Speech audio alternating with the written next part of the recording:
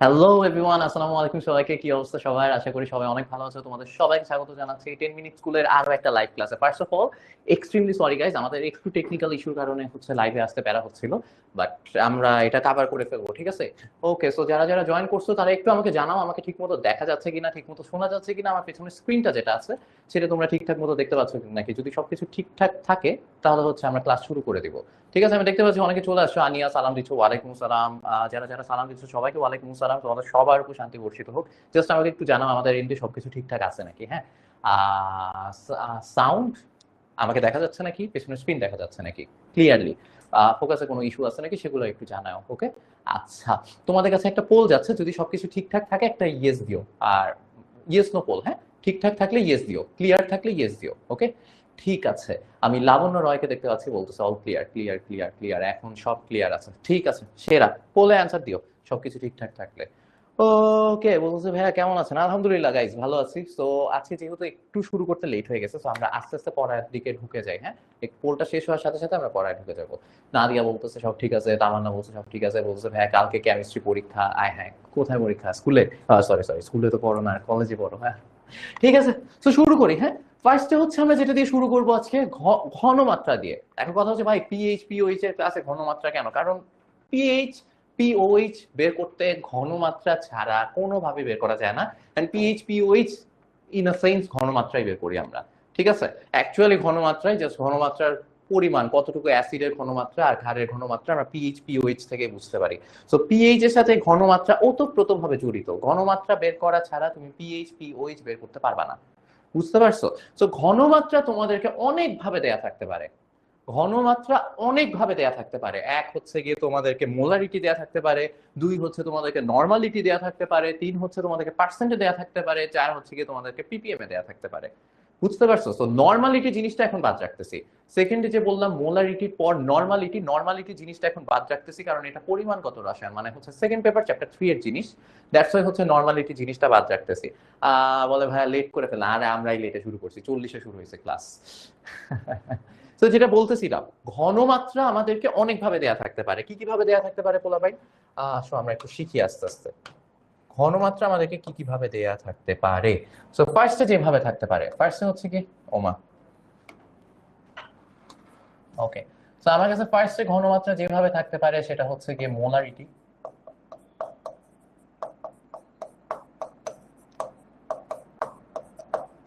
Molarity দেয়া থাকতে পারে।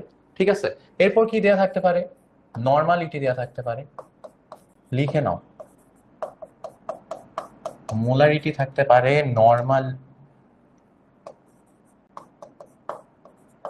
নর্মালিটি দেয়া থাকতে পারে। ঠিক আছে, আর কি দেয়া থাকতে পারে? এরপর হচ্ছে পার্সেন্ট দেয়া থাকতে পারে, এরপর হচ্ছে গিয়ে পিপিএম দেয়া থাকতে পারে। এই সব রকম ভাবে তোমাদেরকে অ্যাসিড বা ক্ষারের ঘনমাত্রা দেয়া থাকতে পারে, হয় মোলারিটি অথবা নর্মালিটি অথবা পার্সেন্ট অথবা পিপিএম। এর মধ্যে নর্মালিটিটা আমরা এখন পড়বো না।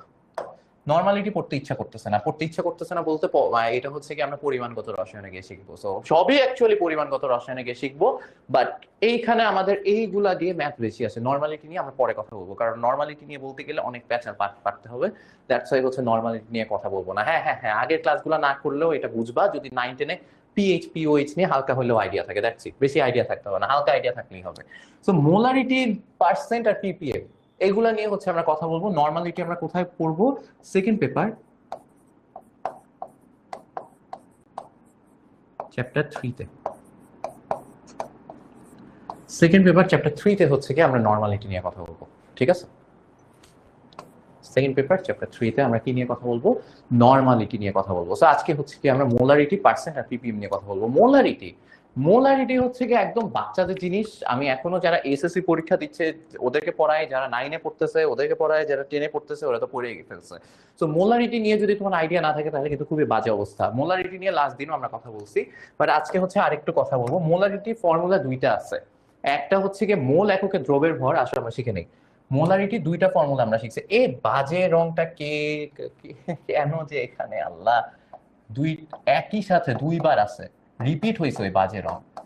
মোলারিটি, মোলারিটি, মোলারিটির ফর্মুলা কি বলছিলাম মনে আছে? মোলারিটির ফর্মুলা হচ্ছে মোল এককে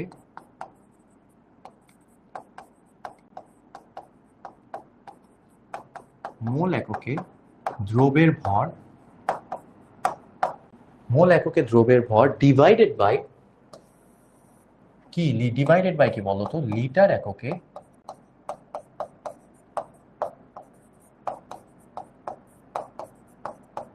দ্রবণের আয়তন।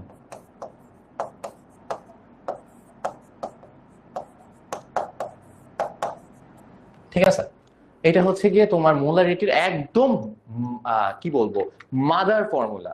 এইটা থেকে বাকি সব ফর্মুলা আসছে। এটা হচ্ছে মোলারিটির সংজ্ঞা থেকে, মোলারিটির যে সংজ্ঞা, সেই সংজ্ঞা থেকে যে ফর্মুলা আসতেছে এটা হচ্ছে সেই ফর্মুলা। এইটা ডিরেক্ট মোলারিটির সংজ্ঞা থেকে এই ফর্মুলা আসছে, বুঝতে পারছেন? এই ফর্মুলাকে, এই ফর্মুলাটাকে একটু আমি যদি ঘুরায় পেঁচাই, ঘুরায় পেঁচাই মানে কি, তোমরা দেখো উপরে কি আছে, মোল এককে দ্রবের ভর, রাইট? সো মোল এককে দ্রবের ভর, এটা মানে কি, মোল এককে দ্রবের ভরকে আমরা লিখি এন দিয়ে। ওকে, মোল এককে দ্রবের ভরকে আমরা লিখবো কি দিয়ে, এন দিয়ে। এখন তোমরা জানো না যে এন ইকুয়ালস টু কি বলতো, এন ইকুয়ালস টু হচ্ছে ডাব্লিউ বাই এম। এটা তোমরা শিখছো, N equals to W by M তোমরা শিখছো। এটা আমি তোমাদেরকে লাস্ট ক্লাসেও দেখাই দিছি। ডাব্লিউ মানে কি, ডাব্লিউ মানে হচ্ছে গ্রাম এককে ভর, ওই দ্রবেরই ভর, সেটা কি এককে, গ্রাম এককে।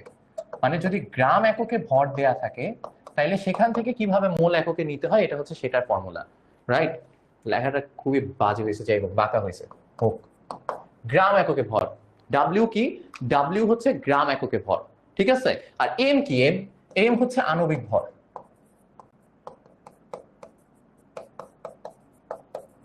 আমি তো মুখেও বলতেছি কি লিখতেছি, এম হচ্ছে কি, আণবিক ভর।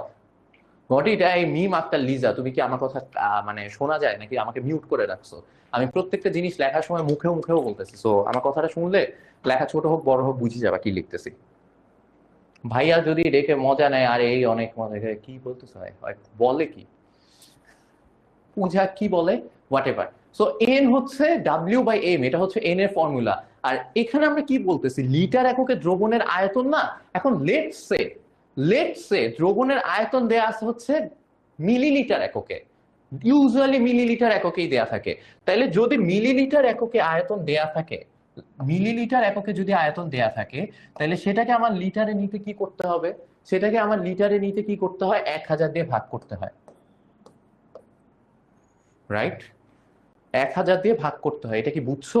তাইলে আমি কি এটা বলতে পারি যে লিটার এককে আয়তনটাকে আমি কি ভি বাই 1000 লিখতে পারি, যেখানে ভি হচ্ছে মিলিলিটার এককে আয়তন, যেখানে ভিটা কি, ভিটা হচ্ছে মিলিলিটার এককে আয়তন। বুঝতে পারছো? ভি হচ্ছে মিলিলিটার এককে আয়তন। এতটুকু মাথায় ঢুকছে? সো দ্যাটস ওয়াই আমার যখন মিলিলিটার আয়তনে মিলিলিটার এককে আয়তন দেয়া থাকে, সেটাকে আমি 1000 দিয়ে ভাগ করলে লিটার এককে আয়তন পাই। যারা বুঝো নাই তাদের জন্য হচ্ছে গিয়ে একটু দেখাই। কথার কথা, ধরো তোমাকে একটা পাত্র দেয়া আছে, তোমাকে একটা কি দেয়া আছে, পাত্র দেয়া আছে। সেই পাত্রে বলছে, সেই পাত্রে বলছে 50 গ্রাম NaOH, 50 গ্রাম NaOH। আর এইটা হচ্ছে গিয়ে, এটার আয়তন হচ্ছে 500 ml, 500 ml। তাহলে এই যে 50 গ্রাম যে দেয়া আছে, 50 গ্রাম যে দেয়া আছে, এটাকে গ্রাম এককে রাখলে তো হবে না, আমার লাগবে মোল এককে ভর। তাহলে আমি কি করব, এটা আমার ডাব্লিউ দেয়া আছে, রাইট? 50 গ্রাম, এটা কি দেয়া আছে, গ্রাম এককে ভর, ডাব্লিউ দেয়া আছে। তাহলে আমি যদি এন বের করতে চাই, মোল এককে ভর বের করতে চাই, তাহলে আমার কি করতে হবে, এই ডাব্লিউ কে আণবিক ভর দিয়ে ভাগ করতে হবে। কার আণবিক ভর দিয়ে, NaOH এর আণবিক ভর দিয়ে ভাগ করতে হবে, রাইট? NaOH এর আণবিক ভর কত পরে বলতেছি। তাহলে ডাব্লিউ কত, উপরে আছে হচ্ছে 50, উপরে আছে কি, উপরে আছে হচ্ছে 50, আর নিচে আছে হচ্ছে আণবিক ভর যেটা 58.5 সোডিয়াম হাইড্রোক্সাইডের বের করো। 50 না না না না, এটা সোডিয়াম NaCl এর, সরি সরি সরি, সোডিয়াম হাইড্রোক্সাইডের কত, 17 প্লাস হচ্ছে 23, 17 প্লাস 23 হচ্ছে 3, 20, 20 40, ওকে 40। বুঝতে পারছো? মাথায় ঢুকছে? সবাই বুঝছি? তাহলে N equals to W by M. তাহলে এই যে এইখানে আমরা সেটা বসাবো, রাইট? আর নিচে কি থাকতেছে, নিচে হচ্ছে কি, এই যে আয়তনটা কোন এককে দেয়া আছে, আয়তনটা এই যে এটা, তাহলে ভি দেয়া আছে, রাইট? ভি মানে আমি বলছিলাম মিলিলিটার এককে আয়তন। ভি মানে কি, মিলিলিটার এককে আয়তন, সেটাই দেয়া আছে, ভি দেয়া আছে। তাহলে আমার নিচে নিচে লিটার এককে আয়তন বসানোর জন্য কি করতে হবে, এই ভি বাই 1000 বসাইতে হবে, তাইলে আমি লিটার এককে পাবো। ভি বাই 1000 মানে 500 বাই 1000 নিচে বসাতে হবে, তাইলে আমি লিটারে পাইছি 0.5 লিটার।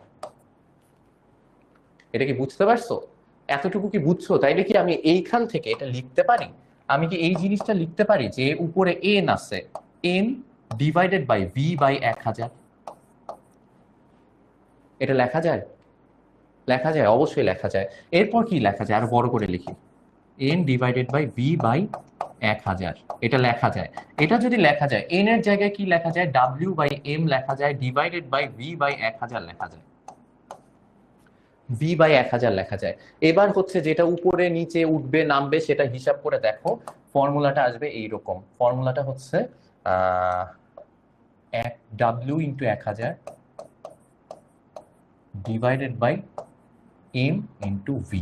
এই ফর্মুলাটা তোমরা ছোট থেকে শিখছো, অনেকে ঘ্যান ঘ্যান ঘ্যান ঘ্যান করো যে ভাই আমরা তো মোলারিটির এই ফর্মুলা পারি, এই ফর্মুলাটা আমাদেরকে শেখানো হয়েছে। এই ফর্মুলাটা অ্যাকচুয়ালি এখান থেকে আসছে, এটা মাদার ফর্মুলা।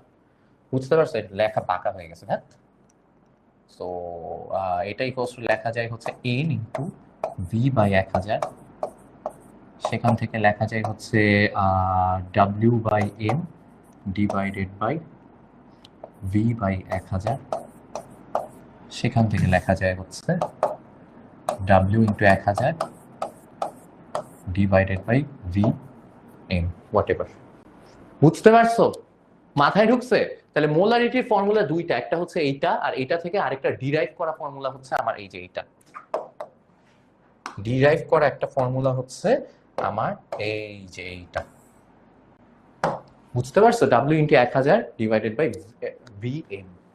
বুঝছি কোনটা কি, বুঝছো তো?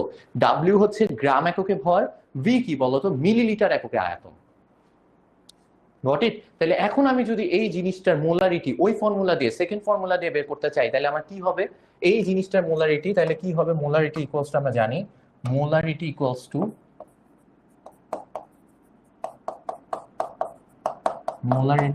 Two W into 1000 divided by V into M. তাহলে ডাব্লিউ কত? ডাব্লিউ হচ্ছে 50 ইন্টু 1000, ভি কত? ভি হচ্ছে 500 মিলিলিটার এককে, ইন্টু এম, এম কত? 40। করো, বের হয়ে যাবে সেম। বুঝছো? ঠিক আছে?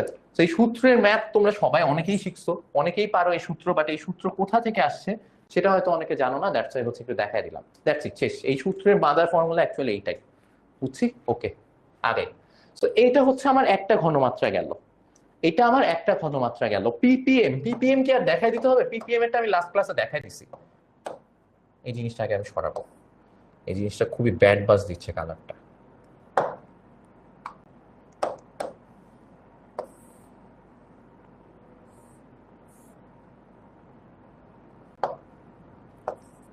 পিপিএম আমি লাস্ট ক্লাসে দেখাইছি, পিপিএম কি দেখাইতে হবে? পিপিএম মনে হয় দেখানোর দরকার নাই, রাইট? এটা এসএসসির ম্যাথ, কারেক্ট, কিন্তু ঘনমাত্রা পারতে হয়, নাইলে অনেকে আওলায় যাবা। তো এবার দেখো পিপিএম, পিপিএম আমি লাস্ট ক্লাসে দেখাইছি, তারপরে আজকে আরেকবার বলে দিচ্ছি যে পিপিএম যদি দেয়া থাকে তাহলে কিভাবে কি করতে হয়। পিপিএম এ যদি দেয়া থাকে, কথার কথা, এই যে পিপিএম এ দেয়া আছে, পিপিএম মানে কি? পিপিএম মানে হচ্ছে milligram per litre, right?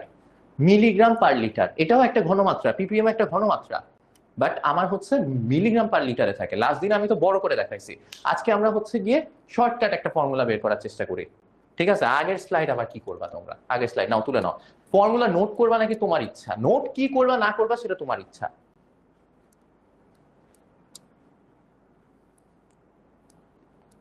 Note করলে করবা, নাহলে মুখস্থ করবা, মাথায় রাখবা, হোয়াট এভার, যেটা তোমার ইচ্ছা হয় সেটা তুমি করবা। আমার কোনো দখলদারি নাই তোমার ইচ্ছার উপর। তোমার দুনিয়া, তোমার ইচ্ছা, ইয়োর লাইফ ইয়োর রুলস। ঠিক আছে, শুরু করি। হ্যাঁ, আচ্ছা, পিপিএম, পিপিএম হচ্ছে মিলিগ্রাম পার লিটার। তো মিলিগ্রাম পার লিটার, এখন এখানে এখানে এখানে এখানে হচ্ছে আমার কি লাগবে, আমার হচ্ছে কি ঘনমাত্রা মোল পার লিটারে নিয়ে যেতে হবে। পোলা পাই এত কিছু আমি বুঝি না, আমার মিলিগ্রাম পার লিটার আছে, মিলিগ্রাম পার লিটারকে আমার মোল পার লিটারে নিয়ে যেতে হবে, দ্যাটস ইট। বুঝতে পারছো? তাহলে এখন খেয়াল করো, এখন খেয়াল করো, জিনিসটা একটু বুঝো। মিলিগ্রাম পার লিটারে আছে আছে প্যারা নাই। আমার হচ্ছে উপরে কি লাগবে, আমার উপরে লাগবে হচ্ছে, উপরে আছে মিলিগ্রাম, নিচে আছে লিটার। আমার নিচে লিটার আছে, নিচে লিটার, গুড, ভেরি গুড, খুবই ভালো লাগতেছে, অনেক সুন্দর, কিন্তু আমার মিলিগ্রামটা আমি চাইতেছি না। মিলিগ্রামটা আমি চাই না, মিলিগ্রাম দিয়ে আমি কি করবো, আমার লাগবে হচ্ছে লিটার, নিচে সরি উপরে লাগবে হচ্ছে মোল, মোল পার লিটারে আমি চাই, এখানে আছে মিলিগ্রাম পার লিটারে। তাহলে আমি এখন কি করব, আমি হচ্ছে উপরের মিলিগ্রামটাকে মোল বানাইতে চাই। উপরের মিলিগ্রামকে আমি যদি মোল বানাইতে চাই তাহলে আমি ফার্স্টে কি করব, মিলিগ্রাম থেকে গ্রামে নিয়ে যাব। মিলিগ্রাম থেকে গ্রামে নিয়ে যাওয়ার জন্য আমার কি করতে হবে, লেটস সে যেই জিনিসটা দেয়া আছে পিপিএম এককে, যেই জিনিসটা যে ভ্যালুটা দেয়া আছে, কথার কথা ধরো পিপিএম, কথার কথা এখানে দেয়া আছে তোমাকে হচ্ছে 5 পিপিএম, 5 পিপিএম দেয়া আছে, ঠিক আছে, 5 পিপিএম দেয়া আছে। এটার মানে কি, এটার মানে হচ্ছে 5 মিলিগ্রাম পার লিটার। আমি সবকিছু মোলারিটিতে নিয়ে যাব, সবকিছু মোল পার লিটারে নিয়ে যেতে চাই, বুঝতে পারছো? তাহলে 5 মিলিগ্রাম পার লিটার যদি থাকে, তাহলে এখন আমি কি করব দেখো, যারা লাস্ট ক্লাস করো নাই তারা আরো ভালোভাবে দেখো। উপরের মিলিগ্রামকে আমি প্রথমে গ্রামে নিব, তাহলে হচ্ছে আমার 5 কে আমি প্রথমে 1000 দিয়ে ভাগ করব। প্রথমে আমি কি করছি, 5 কে 1000 দিয়ে ভাগ করছি, আর নিচে তো লিটার আছে, নিচে কোনো প্যারা নেই। তাহলে 5 কে প্রথমে 1000 দিয়ে ভাগ করছে, এখন এটা গ্রাম হয়ে গেছে না? এখন গ্রাম থেকে আমি মোলে যাওয়ার জন্য কি করব, সেটাকে আমি আবার আণবিক সংখ্যা দিয়ে ভাগ করবো, সরি আণবিক ভর দিয়ে ভাগ করব। বুঝতে পারছো? তার মানে হচ্ছে এটাকে আমি আবার এম দিয়ে ভাগ করবো। এতটুকু বুঝছো নাকি একটু আমাকে বলো? এটাকে আমি যদি আবার এম দিয়ে ভাগ করি, আমি উপরে মোল পায়ে গেছি। আমি যদি ওইটাকে আবার এম দিয়ে ভাগ করি, আমি উপরে মোল পায়ে গেছি। এই জিনিসটা, এই ছোট্ট সুন্দর জিনিসটা কেউ বুঝছো নাকি একটু আমাকে বলো?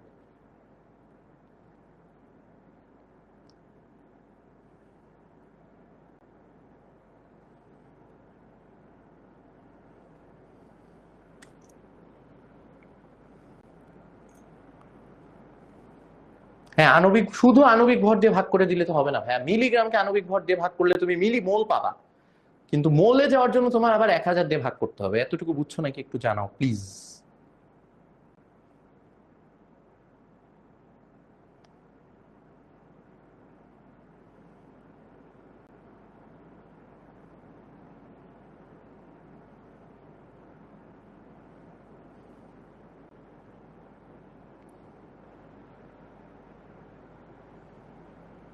বুঝছি।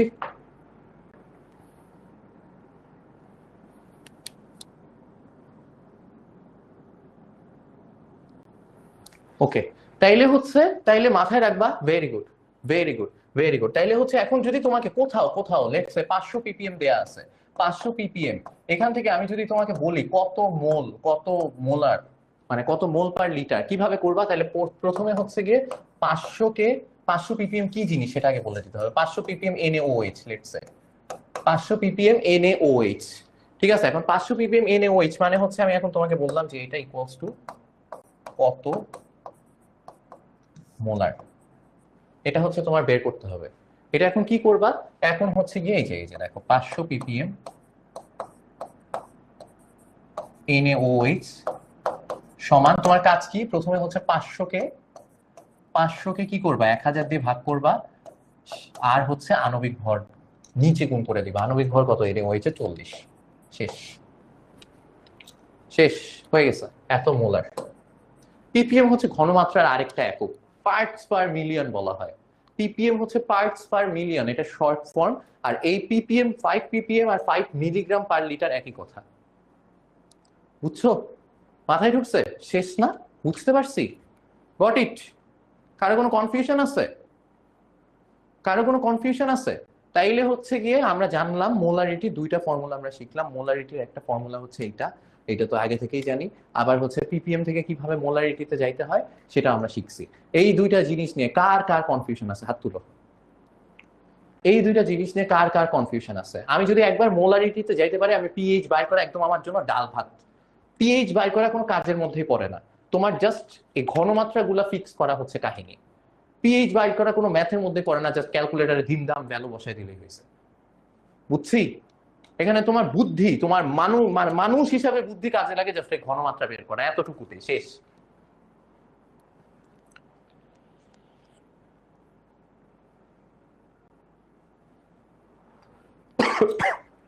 আগাই, লাস্ট ওয়ান, লাস্ট যে জিনিসটা আমরা শিখবো সেটা হচ্ছে পার্সেন্ট ডব্লিউভি আর হচ্ছে পার্সেন্ট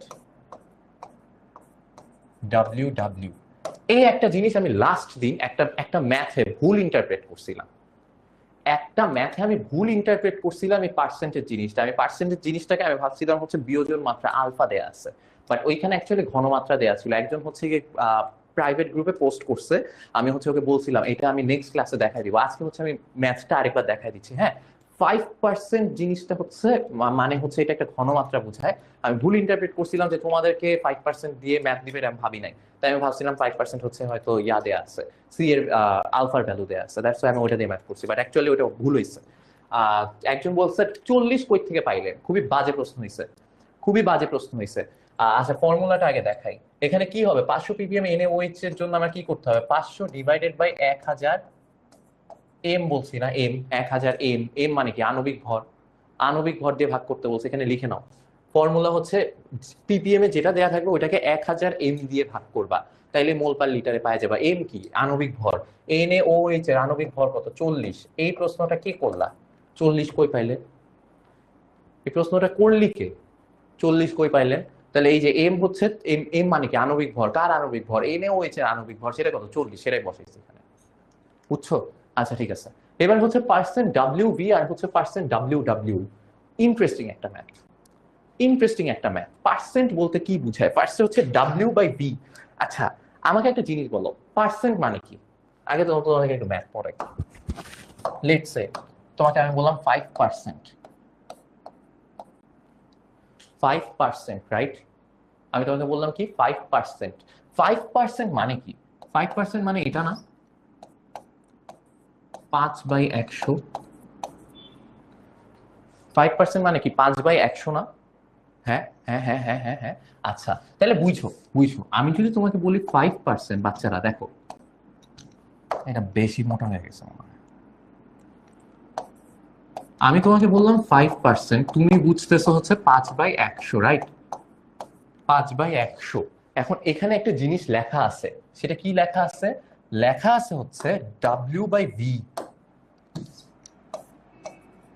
W/V লেখা আছে। এখন তোমাকে যদি 5% বলে, এর মানে হচ্ছে 5/100, এন্ড লেখা আছে W/V, W/V। তাইলে এই 5 হচ্ছে W এর সাথে রিলেটেড, বুঝো বুঝো বুঝো। এই 5 হচ্ছে W আর এই 100 হচ্ছে V। এটা কি বুঝছো? W আর V কি সেটা পরে বুঝাচ্ছি। 5% মানে 5/100, তাহলে এখানে 5 হচ্ছে W, 100 হচ্ছে V। এতটুকু বুঝে গেছে, এতটুকু মাথায় ঢুকছে, ভেরি গুড। এতটুকু মাথায় ঢুকলে সাবাস। তাহলে এবার এটা দেখো, এবার এটা দেখো। এখানে এখানে আমি যদি তোমাকে বলি, এখানে যদি আমি তোমাকে বলি যে হচ্ছে গিয়ে 5%, তাহলে তুমি কি বুঝবা? 5% মানে এগেইন 5/100, রাইট? 5/100। এখানে এখানে কি লেখা আছে? এখানে লেখা আছে হচ্ছে W/W, রাইট? এখানে হচ্ছে গিয়ে 5 রিলেটেড, এখানে 5 রিলেটেড হচ্ছে এই W এর সাথে, 100 রিলেটেড নিচের W এর সাথে। এখন ভাই আমাকে বুঝান, আমি বুঝছি যে এখানে 5W এর সাথে, এখানে 100V এর সাথে, এখানে 5W এর সাথে, এখানে 100W এর সাথে। WW কি আবার WV, এই জিনিসগুলো কি? জিনিসটা বুঝো। জিনিসটা হচ্ছে এই ফরম্যাটে থাকে যে উপরে হচ্ছে দ্রব, নিচে থাকে হচ্ছে দ্রবণ। পার্সেন্টে যেই জিনিসটা আছে সেটা এই ফরম্যাটে আছে, উপরে দ্রব নিচে দ্রবণ। এটা এটা ফিক্সড ফরম্যাট। এখন কেন এরকম জানি না, এটা ফিক্সড ফরম্যাট, ঠিক আছে? এটা হচ্ছে কি ঘনমাত্রা প্রকাশ করার একটা ফরম্যাট। সেটা কি ফরম্যাটে আছে? উপরে আছে হচ্ছে দ্রব, নিচে আছে হচ্ছে দ্রবণ। যখন WV লেখা মানে হচ্ছে, বুঝো, WV যখন লেখা আছে, WV এটার মানে কি? W কার সাথে রিলেটেড? তাইলে W হচ্ছে উপরে, উপরেরটা দ্রবণ, নিচেরটা দ্রবণ। তাহলে W লেখা মানে এখানে W আছে মানে এটা দ্রবের ভর, আর নিচে V লেখা আছে। V মানে কি? আয়তন। W মানে কি? ভর, কারো একটা ভর। কার ভর? দ্রবের ভর। V মানে কি? আয়তন, কারো একটা আয়তন। কার আয়তন? দ্রবণের আয়তন। বুঝতে পারছো? নিচেরটা হচ্ছে দ্রবণ, সো নিচেরটা হচ্ছে দ্রবণের আয়তন। এতটুকু মাথায় ঢুকছে? এতটুকু মাথায় ঢুকছে? ক্লিয়ার? আবার দেখো, আবার দেখো, আবার কি বলতেছি, এটা কোন ফরম্যাটে আছে? দ্রব বাই দ্রবণ। এখন যদি তোমাকে লেখা থাকে, এখন যদি তোমাকে লেখে যে W/W, মানে কি উপরেও ভর নিচেও ভর, তাহলে উপরেরটা কার ভর? দ্রবের ভর। নিচেরটা কার ভর? দ্রবণের ভর। বুঝতে পারছো? বুঝতে পারছো? তাইলে হচ্ছে কি দেখো, উপরেরটা কার ভর? উপরেরটা হচ্ছে দ্রবের ভর, আর নিচেরটা কার ভর? দ্রবণের ভর।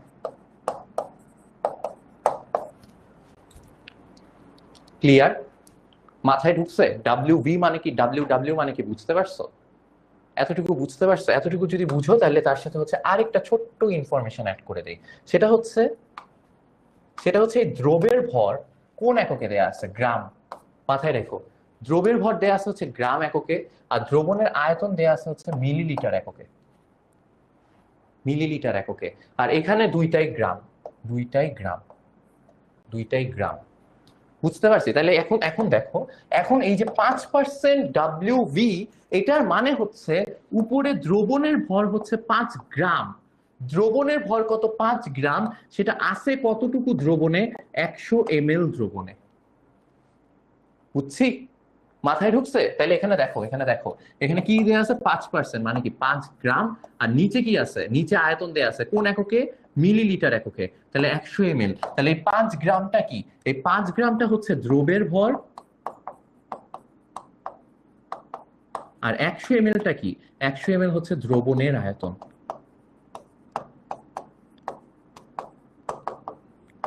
সো দ্রবের ভর আর দ্রবণের আয়তন যদি তোমাকে দেয়া থাকে, গ্রামে পাইছো, মিলিলিটারে পাইছো, এখন তুমি, ইয়া আল্লাহ, আমি সব ভেঙে ফেলছি, আল্লাহ, ছি ছি ছি। 1 মিনিট দাঁড়াও, এটা ঠিক করে নেই। ব্যাটারি সব বাইর হয়ে গেছে, আল্লাহ।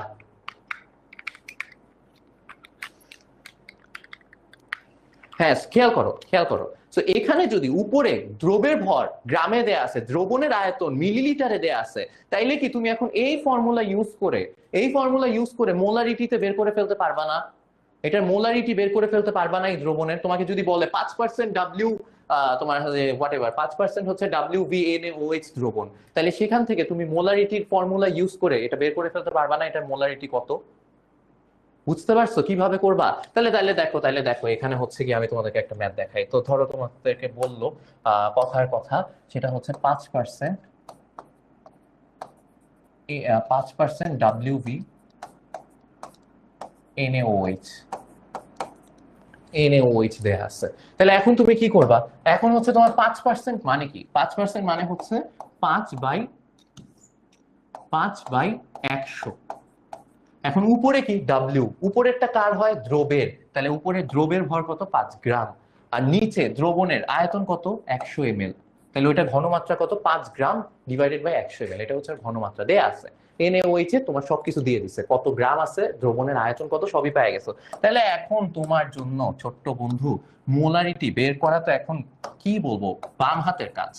বাম হাতে লিখতে পারলে তুমি বাম হাতেই মোলারিটি বের করে ফেলতে পারতা। টিভি দেখতে দেখতে মোলারিটি বের করে ফেলতে পারবা। এখানে মোলারিটির কি হবে? মোলারিটি ফর্মুলা কি শিখছো? W × 1000 divided by M V.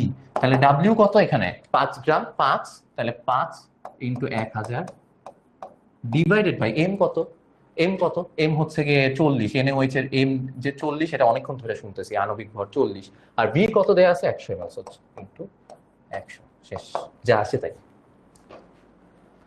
যা আসে তাই। বুঝতে পারছো? এতটুকু মাথায় ঢুকছে? এতটুকু কি সবাই বুঝছি? যদি এতটুকু সবাই বুঝে থাকো, এবার আমি একটা শর্টকাট দেখা দিব। যদি এতটুকু সবাই বুঝে থাকো, তাহলে আমি একটা শর্টকাট দেখা দিব। এখন এটা এটা এটা কাটাকাটি করো। এখন এটা যেভাবে ইচ্ছা কাটাকাটি করো, আমার কিছু আসে যায় না। বুঝছি? ক্লিয়ার? মাথায় ঢুকছে? সবাই বুঝছি? এবার আসো শর্টকাটটা দেখাই দিই। লেটস সে তোমাকে দেয়া আছে 5% W/VNaOH। এখান থেকে তুমি এক লাইনে মোলারিটিতে চলে যেতে চাও। কি করতে চাও? এক লাইনে মোলারিটিতে চলে যেতে চাও। তাহলে তুমি কি করবা? ভাই এখন কি করবো বলেন তো, কি করা যায়? যেটা করবা সেটা হচ্ছে, কোয়েশ্চেন কি? কোয়েশ্চেন হচ্ছে 5%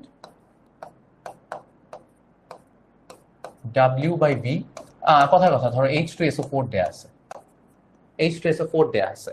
এখন তুমি এক লাইনে এটার মোলারিটি বের করতে চাও। কিভাবে মোলারিটি বের করবা? ফর্মুলা হচ্ছে এটার দিকে তাকাইলে অ্যাকচুয়ালি বুঝতে পারবা, এটার দিকে তাকাইলে অ্যাকচুয়ালি বুঝতে পারবা, তারপর আমি বলে দিই।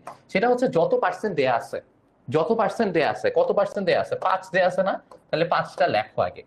যত পার্সেন্ট দেয়া আছে ওটা লেখো, ওইটার সাথে হচ্ছে 10 গুণ দাও, ওইটার সাথে কত গুণ দাও, 10 গুণ দাও, এন্ড ওইটাকে হচ্ছে কি আণবিক ভর দিয়ে ভাগ করে দাও, শেষ। 5 কে 10 দিয়ে গুণ দাও এন্ড পুরো জিনিসটাকে আণবিক ভর দিয়ে ভাগ করে দাও, শেষ, পাওয়া যাবে। বুঝতে পারছো? মাথায় ঢুকছে? সবাই বুঝছি? সবাই বুঝছি? দেখো দেখো এখানে খেয়াল করলেও জিনিসটা দেখতে পাবা যে যে 100 আর 1000কে আমি যদি কাটি, উপরে 10 পড়ে থাকে। দেখো নিচেরটা সবসময় 100ই হবে, 100 এমএলই হবে, আল্লাহর ওয়াস্তে এটা সবসময় 100 এমএলই হবে, কারণ পার্সেন্ট 5/100ই থাকবে, যত পার্সেন্টই হোক। ছাগল পার্সেন্ট আছে ধরো তোমার কাছে দেয়া আছে, কোথায় কোথায় কত পার্সেন্ট দেয়া আছে, ছাগল পার্সেন্ট, ছাগল পার্সেন্ট W/V। এই বোর্ডের এই অবস্থা হয়ে গেছে কেন? ছাগল পার্সেন্ট W/V দেয়া আছে, তাহলে উপরে কি আছে? উপরে আছে হচ্ছে ছাগল গ্রাম, উপরে আছে ছাগল গ্রাম, আর নিচে কি আছে 100 ml। নিচে সবসময় 100 থাকবে যেহেতু পার্সেন্ট, বুঝতে পারছি? তাহলে এইখানে সবসময় 100 থাকবে, 100 আর 1000 কাটা যাবে, গেলে 10 থাকবে। তাহলে এই যে দেখো 5 × 10/40, বুঝছো? H2SO4 এর জন্য 5 × 10/98 হবে মোলারিটির, সরি আণবিক ভর দিয়ে তোমার ভাগ করতে হবে, দ্যাটস ইট, শেষ। বুঝছো? কতগুলো শর্টকাট দেখাই দিতেছি ভাই রে ভাই, এগুলা পোলাপাইন আমি অ্যাডমিশনের টাইমে শিখাই। যখন ওরা অ্যাডমিশন টেস্টে বসে তখন আমি ওদেরকে শিখাই যে এই এই করবি, এমনি এমনি করবি। তোমরা এখনই সেগুলো শিখে যেতেছো, বুঝতেছো তোমাদের লেভেল এখন। স্কুলে যায় পোলাপাইন রে পার্সেন্ট দিয়ে একটা পিএইচ বাই করতে দাও, স্কুলে না কলেজে গিয়ে বাই করতে দাও, দেখবা কাইন্দে দিছে, কানতেছে, বুঝতেছে না পার্সেন্ট কি হইলো না হইলো। Got it? তাইলে হচ্ছে আমাদের সব শেষ। একটাই ঝামেলা আছে, পার্সেন্ট WW থাকলে কি করতে হয় ভাই? পার্সেন্ট WW থাকলে একটা ঝামেলা আছে, পার্সেন্ট WW থাকলে একটা ঝামেলা আছে। ঝামেলাটা আমি তোমাকে বলি। 5% WW দেয়া আছে, এটার মানে কি? এটার মানে হচ্ছে উপরেও ভর, নিচেও ভর, WW। উপরে কিসের ভর? দ্রবের ভর, নিচে হচ্ছে দ্রবণের ভর, রাইট? তাইলে উপরে হচ্ছে 5 গ্রাম, নিচে হচ্ছে 100 গ্রাম। দ্রবণের ভর দেয়া আছে 100 গ্রাম। দ্রবণের ভর দেয়া থাকলে আমরা এগুলা ম্যাথ করতে পারি না, দ্রবণের ভর দেয়া থাকলে আমরা এগুলা ম্যাথ করতে পারি না। এইগুলা জায়গায় আমরা প্যারা খাই যায়, পারি না, আমরা শিখিই নাই। আমরা দ্রবণের আয়তন দিয়ে ম্যাথ শিখছি। আমরা মোলারিটি মাদার ফর্মুলা, আমরা কি বলছি? মোলারিটি মাদার ফর্মুলায় দেয়া আছে যে মোল এককে দ্রবের ভর ডিভাইডেড বাই লিটার এককে দ্রবণের আয়তন। আমার সব জায়গায় দ্রবণের আয়তন ছিল, দ্রবণের ভর আবার কি জিনিস? দ্রবণের ভর দিয়ে আমরা কোনো ম্যাথ করি নাই, দ্রবণের ভর দিয়ে ঘনমাত্রা বের করা যায়ও না। সেটার জন্য তোমাকে অন্য একটা জিনিস দেয়া থাকতে হয়, সেটা হচ্ছে ঘনত্ব বা আপেক্ষিক গুরুত্ব দেয়া থাকতে হয়। কি দেয়া থাকতে হয়? ঘনত্ব বা আপেক্ষিক গুরুত্ব দেয়া থাকতে হয়। তাহলে দেখো দ্রবণের ভর জানো, দ্রবণের ঘনত্ব যদি তোমাকে দিয়ে দেয়, তাহলে তুমি ঘনত্বের ফর্মুলা, ঘনত্ব ইকুয়ালস টু ভর বাই আয়তন, ওই ফর্মুলা দিয়ে তুমি হচ্ছে কি দ্রবণের আয়তন বের করে ফেলতে পারবা। এটা কি বুঝছো আমি কি বললাম? এটা কি বুঝছো? এটা এখন শিখাবো না, এটা এখন শিখাবো না, এটা ইয়াতে গিয়ে শিখাবো। ওই যে সেকেন্ড পেপার চ্যাপ্টার 3 পরিমাণগত রসায়নে গিয়ে এটা শিখাবো। এখন এটা শিখাবো না, ওই চ্যাপ্টারে বহুত ম্যাথ ট্যাথ আছে। বাট জিনিসটা বুঝছো আমি কি বলতে চাইছি? আমি আবার বলতেছি, দেখো নিচে যেটা আছে, নিচে যেটা আছে এটা কি? এটা হচ্ছে দ্রবণের ভর। দ্রবণের ভর দিয়ে আমরা ম্যাথ কবে করলাম? দ্রবণের ভর আমরা শিখছি, দ্রবণের ভর দিয়ে ম্যাথ বের করতে পারি, মোলারিটি বের করা শিখছো জীবনে? দ্রবণের ভর দিয়ে কোনো কিছু শিখছো জীবনে? শিখো নাই। দ্রবণের ভর দিয়ে কোনো ম্যাথ করা তোমরা শিখো নাই। তাই দ্রবণের ভর যদি দেয়া থাকে, তাহলে ওই প্রশ্নে আরেকটা জিনিস দেয়া থাকতেই হবে, সেটা হচ্ছে দ্রবণের আপেক্ষিক গুরুত্ব অথবা দ্রবণের আয়তন। এই দুইটা কোনো একটা দেয়া থাকতে হবে। আয়তন না, সরি সরি সরি, দ্রবণের ঘনত্ব বা আপেক্ষিক গুরুত্ব, এই দুইটার কোনো একটা দেয়া থাকতে হবে। ঘনত্ব আপেক্ষিক গুরুত্ব সেম জিনিস। তাহলে আমাকে যদি ঘনত্ব দেয়া থাকে, তাহলে এখানে ভর আছে, ভর আছে, ভর 100 গ্রাম, ভর মুখস্থ, মুখস্থ সবসময় সেম থাকবে, নিচেরটা 100 গ্রাম। আমার কাছে যদি আপেক্ষিক গুরুত্ব বা ঘনত্ব থাকে, তাহলে ঘনত্ব ইকুয়ালস টু ভর বাই আয়তন। ঘনত্ব দেয়া আছে, ভর দেয়া আছে, আয়তন বের করে ফেলবা তখন। বুঝছো? দিন শেষে তোমার আয়তনে ফেরত আসতেই হবে। দিন শেষে যেমন তোমাকে তোমার মা বাবার কাছে ফেরত যাইতেই হয়, তো আয়তন হচ্ছে মাদার, আয়তনের কাছে ফেরত আসতেই হবে। বুঝতে পারছো? শেষ। মাথায় ঢুকছে? তো আমাদের ঘনমাত্রা নিয়ে যত কাহিনী ক্যাচাল আছে সব শেষ। ঘনমাত্রা নিয়ে আমরা আর কোনো কথা বলবো না। ভাই 2.1 দিয়ে কি গুণ করতে হবে? 2.1 কি? 2.1 কোথা থেকে আসছে? কে বলছো তোর 2.1 দিয়ে গুণ করতে হবে? এবার তুই আমাকে বল, মির্জা জান্নাতি রহমান, তুই 2.1 কই পাইলি? এটা কি? হ্যাঁ, আপেক্ষিক গুরুত্ব মানে আপেক্ষিক গুরুত্ব দিয়ে করছি আবার কি, যেটা দেয়া থাকবে সেটা দিয়ে করতে হবে। যদি ঘনত্ব দেয়া থাকে তাহলে ঘনত্ব দিয়ে করতে হবে, যদি আপেক্ষিক গুরুত্ব দিয়ে দেয়া থাকে তাহলে আপেক্ষিক গুরুত্ব দিয়ে করতে হবে। সুমায়া আফরিন যদি না বুঝে থাকো তাহলে 9-10-এ তুমি ফিজিক্স পড়োই নাই। 9-10-এ তুমি ফিজিক্স পড়োই নাই, যারা এই জিনিসটা বুঝো নাই। বুঝো, দেখো তোমার কাছে কি দেয়া আছে, তোমার কাছে এটা কি দেয়া আছে, এটা কি, এটা কি, এটা কি, এটা কি বল, এটা কি জিনিস? এটা হচ্ছে দ্রবণের ভর, এটা হচ্ছে দ্রবণের ভর।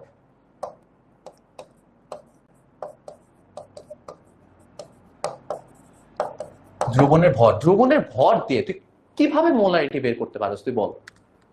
তুই কবে বের করা শিখছো দ্রবণের ভর দিয়ে মোলারিটি বের করা? শিখছোস? শিখোস নাই, কেউই শিখোস নাই, কেউই পারস নাই দ্রবণের ভর দিয়ে কোনো মোলারিটি বের করা, শিখো নাই। তাহলে এই যে দ্রবণের ভর দেয়া আছে, এটার সাথে তোমাকে প্রশ্নে স্যার এটা দিতে বাধ্য, যেই স্যারই প্রশ্ন করুক, যেই আসমান থেকে ফেরেশতা নাজিল হয়ে প্রশ্ন করুক, তার আরেকটা জিনিস তোমাকে দিয়ে দিতে হবে, সেটা হচ্ছে আপেক্ষিক গুরুত্ব বা ঘনত্ব। আপেক্ষিক গুরুত্ব থেকে ঘনত্ব বের করা যায়, বাট আপেক্ষিক গুরুত্ব দিয়ে ডিরেক্টও ম্যাথ করা যায়, সেগুলোও শিখাবো। বাট লেটস সে ঘনত্ব দিয়ে দিছে তোমাকে, লেটস সে কি দিয়ে দিছে, ঘনত্ব দিয়ে দিছে, ঘনত্ব দিয়ে দিছে। এখন তুমি ঘনত্বের ফর্মুলা জানো, ঘনত্বের ফর্মুলা কি? ভর বাই আয়তন, ভর বাই আয়তন। এখানে ভর তো 100 গ্রাম, এটা তো আছেই, ভর তো 100 গ্রাম, এটা তো আছেই। তাহলে এই যে ঘনত্ব যেটা দেয়া আছে, ঘনত্ব তো প্রশ্নে দিয়ে দিছে, আমি তো বললাম স্যারকে দিয়ে দিতে হবে, সে যেই আসমানেরই ফেরেশতা হোক তাকে ঘনত্ব দিয়ে দিতে হবে। তাইলে হচ্ছে গিয়ে ঘনত্ব দিয়ে দিছে, ভর তো পাইছো 100 গ্রাম, আয়তন বের করে ফেলতেই তো পারবা, শেষ। আয়তন বের করে ফেলতে পারবে না। একজন বলে ফিজিক্স কেমনে, ঘনত্ব কি? মাঝে মাঝে কেমিস্ট্রির মতো বড় বড় বড় বড় সাবজেক্টের ক্ষেত্রে ছোট ছোট ফিজিক্স চলে আসে। এগুলা ফালতু মালতু সাবজেক্ট হচ্ছে সাপোর্টিং সাবজেক্ট, ফিজিক্স আসেই এগুলা সাপোর্ট করার জন্য। এগুলা মেইন সাবজেক্টে সাপোর্টিং সাবজেক্ট এগুলা।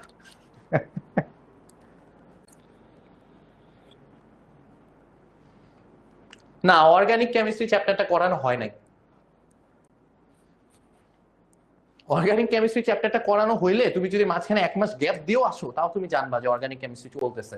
এইচএসসি 26-এর সময় আমরা অর্গানিক কেমিস্ট্রি ক্লাস নিয়েছিলাম 47টা মনে হয়, 47টা ক্লাস ছিল শুধু অর্গানিক কেমিস্ট্রিতে, 47টা বা 42টা এরকম কিছু একটা হবে, 40-এর উপরে ছিল, এটা আমার মনে আছে।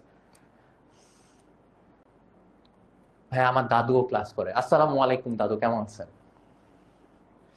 বলে অফলাইনে পড়লে ভাই আমাদেরকে মেরেই ফেলতো, না মারতাম না, অফলাইনে পড়লে আরো পচাইতাম। অনলাইনে সমস্যা আছে, পচানোর রেকর্ড হয়, এই রেকর্ড হওয়াটা ঝামেলা। এটা তোরা ছাইড়া দিবি, ছাইড়া দিয়ে হচ্ছে গিয়ে আমার জীবন জাহান্নাম বানায় ফেলাবি, এই জন্য সমস্যা।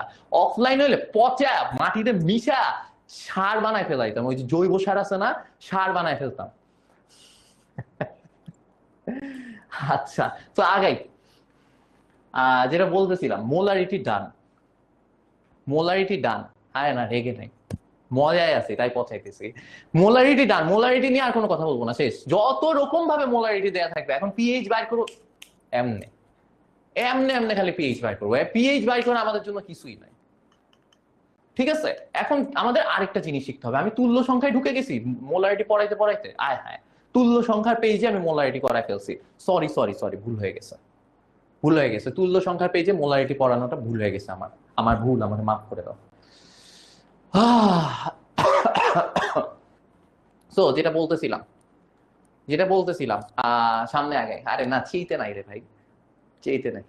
চেইতে থাকলে আমি কথা বলতাম না, চেইতে থাকলে হচ্ছে আমি পচাইও না, মজাও করি না, কিছুই করি না, চুপচাপ পড়ায় যাই, তুমি যা খুশি করো। বলে ভাইয়া জীবনে ফিজিক্স পড়েনি, পড়ছি তো, পড়ছি না। আমার আমি সত্যি কথা বলি, হ্যাঁ, আমার কলেজ পর্যন্ত, কলেজে first year second year, actually পুরো কলেজ লাইফে আমার ফিজিক্স বেশি পছন্দ ছিল। কেমিস্ট্রি আমি দুই চোখে দেখতে পারতাম না। তারপর হচ্ছে কি, কারণ কেমিস্ট্রি আমি ওই উপর উপর দিয়ে পড়তাম, বুঝছো? সো উপর উপর দিয়ে পড়তাম, ভিতরে অ্যাকচুয়াল যে মজাটা, ওইটা ওইটা কখনো দেখার ট্রাই করি নাই। তারপর করোনা আসলো, ওই সময় হচ্ছে কি অনেক একটু ডিটেলসে গিয়ে গিয়ে যখন জানছি, তখন ও ওয়াও, বুম হয়ে গেছে মাথার ভিতরে, এত মজা। আসো আগে, তখন মনে হয়েছে ভাই পড়াইলে কেমিস্ট্রি পড়াইতে হবে, কেমিস্ট্রি পড়াবো, পোলাপাইন রে ধোকা মোকা দিব, পোলাপাইন কান্নাকাটি করবে, অনেক মজা। তো আসো একটু তুল্য সংখ্যা পড়াই। তুল্য সংখ্যাটা কি জিনিস, তুল্য সংখ্যা ইন ডিটেল আমি পড়াবো না, আমার জাস্ট অ্যাসিড আর ক্ষারের তুল্য সংখ্যা লাগবে, দ্যাটস ওয়াই, শেষ। আর কি কোনো কিছু তুল্য সংখ্যা নিয়ে এখন কথা বলবো না। এটাও কোথায় কথা বলবো, এটাও কথা বলবো হচ্ছে গিয়ে পরিমাণগত রসায়ন। আমি একটা কথা বলি, অ্যাকচুয়ালি তোমাদের যে এডুকেশন সিস্টেম আছে না, তোমার আমার সবার, আমিও এডুকেশন সিস্টেমে পড়ছি, একদম পইচে গেছে, পইচে বাদ হয়ে গেছে। এডুকেশন সিস্টেমটা আসলে পইচে সার হয়ে গেছে, জৈব সার হয়ে গেছে, বুঝতে পারছো? কোনো কোনো মানে পশ নামওয়ালা সারও না, একদম জৈব সার হয়ে গেছে, পইচে। কেন কেন এটা বলতেছি দেখো, খেয়াল করো, আমি তোমাকে অ্যাসিডের কোনো তত্ত্ব পড়াই নাই, আমি তোমাকে অ্যাসিডের কোনো তত্ত্ব পড়াই নাই, আমি ব্রোনস্টেড লাউরি, লুইস, তারপর হচ্ছে আর্হেনিয়াস, কোনো মতবাদী পড়াই নাই। অ্যাসিড কখন হয় ক্ষার, কখন হয় তুমি জানোই না। তুমি হচ্ছে গিয়ে অনুবন্ধী অম্ল, অনুবন্ধী ক্ষার, এটা নিয়ে তোমার কোনো আইডিয়া নাই। বাট তুমি পিএইচ পড়তেছো, আমি তোমাকে ধুমা পিএইচ পড়াইতেছি।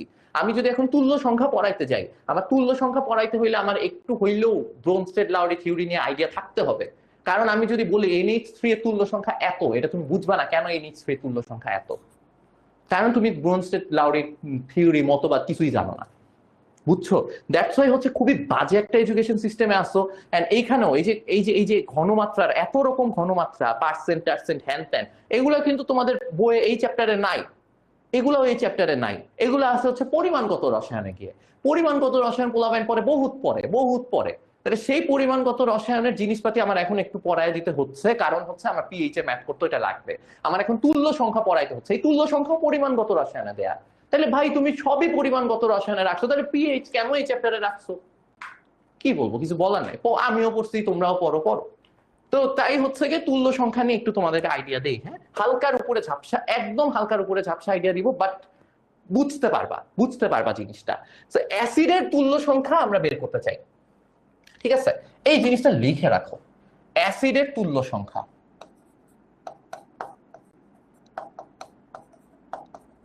অ্যাসিডের তুল্য সংখ্যা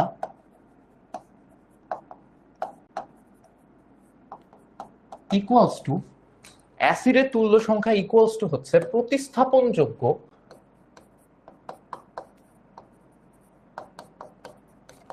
বা প্রতিস্থাপনীয় হাইড্রোজেন সংখ্যা। প্রতিস্থাপনীয় হাইড্রোজেন সংখ্যা মানে যে কয়টা হাইড্রোজেন ত্যাগ করে ফেলতে পারে, যে কয়টা হাইড্রোজেন হচ্ছে গিয়ে ত্যাগ করে ফেলতে পারে কোনো একটা অ্যাসিড, সেটাই হচ্ছে গিয়ে ওর তুল্য সংখ্যা। ঠিক আছে? যেমন হচ্ছে গিয়ে আমি যদি তোমাকে পড়াই, আমি যদি তোমাকে বলি যে ধরো HCl, ওর তুল্য সংখ্যা কত হবে? ওর তুল্য সংখ্যা হবে, ওর ওর ও কয়টা অ্যাসিড হাইড্রোজেন ত্যাগ করতে পারে? একটা না, একটা হাইড্রোজেন ত্যাগ করতে পারে না। এটাই হচ্ছে গিয়ে, এটার তুল্য সংখ্যা হচ্ছে 1, বুঝছো? তারপর হচ্ছে ধরো H2SO4, ও কয়টা হাইড্রোজেন ত্যাগ করতে পারে? ও হাইড্রোজেন ত্যাগ করতে পারে হচ্ছে 2টা, তাই ওর তুল্য সংখ্যা হচ্ছে 2। মাথায় ঢুকছে? মাথায় ঢুকছে? তাও আর কি অ্যাসিড আছে, ধরো HNO3, ও কয়টা হাইড্রোজেন ত্যাগ করতে পারে? ও হচ্ছে গিয়ে হচ্ছে একটা হাইড্রোজেন ত্যাগ করতে পারে, ওর তুল্য সংখ্যা হচ্ছে 1, রাইট? তারপর হচ্ছে গিয়ে ধরো CH3, COOH, এখানে কয়টা হাইড্রোজেন আছে? 3টা হাইড্রোজেন, একটা হাইড্রোজেন, 4টা, তাহলে এটা তুল্য সংখ্যা হবে 4, রাইট? এটা তুল্য সংখ্যা হচ্ছে 4, বুঝতে পারছো সবাই? এটা তুল্য সংখ্যা বুঝতে পারছো সবাই? না রায়হান না। আমি যদি এমনি এমনি ভাবতাম যে বাঁশ আমিও খাইছি তো তোরাও খা, তাইলে হচ্ছে আমি এগুলো পড়াইতামই না, উপর উপর দিয়ে পড়াই যেতাম, বইয়ে যেই ফরম্যাটে আছে ওই ফরম্যাটে পড়াই যেতাম, তো করে বসে বসে ঘনমাত্রা পড়াইতাম না। আমার কেউ পড়ায় নাই, আমার এই এত টাইপের ঘনমাত্রা কেউ পড়ায় নাই। যখন ম্যাথে আসছে তখন একটু একটু বুঝাই দিছে, বাট আগে এতক্ষণ ধরে ঘনমাত্রা পড়ায় এখন আবার তুল্য সংখ্যার আইডিয়া দিয়ে তোমাদেরকে পিএইচ এ নিয়ে যাওয়ার এত কিছু করাইতামই না। আমি ডিরেক্ট পিএইচ এ ঢুকে যেতাম, না পিএইচ এর একটা সমস্যা আছে, ও আচ্ছা এটার জন্য পার্সেন্টের একটু আইডিয়া থাকতে হবে, তো আসো একটু শিখে নি, এভাবে এভাবে পড়াইতাম। আগে সব শিখাই দিতাম না, বুঝছো? হ্যাঁ খুবই বুঝেছো, কচু বুঝেছো, কচু বুঝেছো। এটার তুল্য সংখ্যা কেন 4 হয়েছে? যারা জি ভাইয়া বুঝতে পেরেছি ওকে ওকে বলতেছো, কেন বলতেছো? এটার তুল্য সংখ্যা 4, এটার তুল্য সংখ্যা 4। তাই এখানে এখানে এই 3টা হাইড্রোজেনকে প্রতিস্থাপন করা যায়। এখানে প্রতিস্থাপনীয় হাইড্রোজেন কয়টা? এই যে শুধুমাত্র এই একটা হাইড্রোজেন প্রতিস্থাপন করা যায়, এই যে এই একটা শুধু প্রতিস্থাপন করা যায়, বুঝতে পারছো? তাইলে হচ্ছে কি এটা তুল্য সংখ্যা কত হবে? এটা তুল্য সংখ্যা হবে হচ্ছে 1, এটা তুল্য সংখ্যা হবে হচ্ছে 1। Got it? মাথায় ঢুকছে? ঠিক আছে। এরপর হচ্ছে গিয়ে আরো আরো কিছু তুল্য সংখ্যা দেখি, আরো কিছু তুল্য সংখ্যা দেখি। যেমন হচ্ছে গিয়ে ধরো তোমার H3PO4, H3PO3 আর হচ্ছে H3PO2, এই তিনটায় কয়টা করে হাইড্রোজেন আছে? তিনটা করে হাইড্রোজেন আছে। এটা তুল্য সংখ্যা 3, এটা তুল্য সংখ্যা 3, এটা তুল্য সংখ্যা 3। এতটুকু বুঝে গেছে? এতটুকু বুঝা গেছে? সবাই বুঝছি? এটা বলে খাট।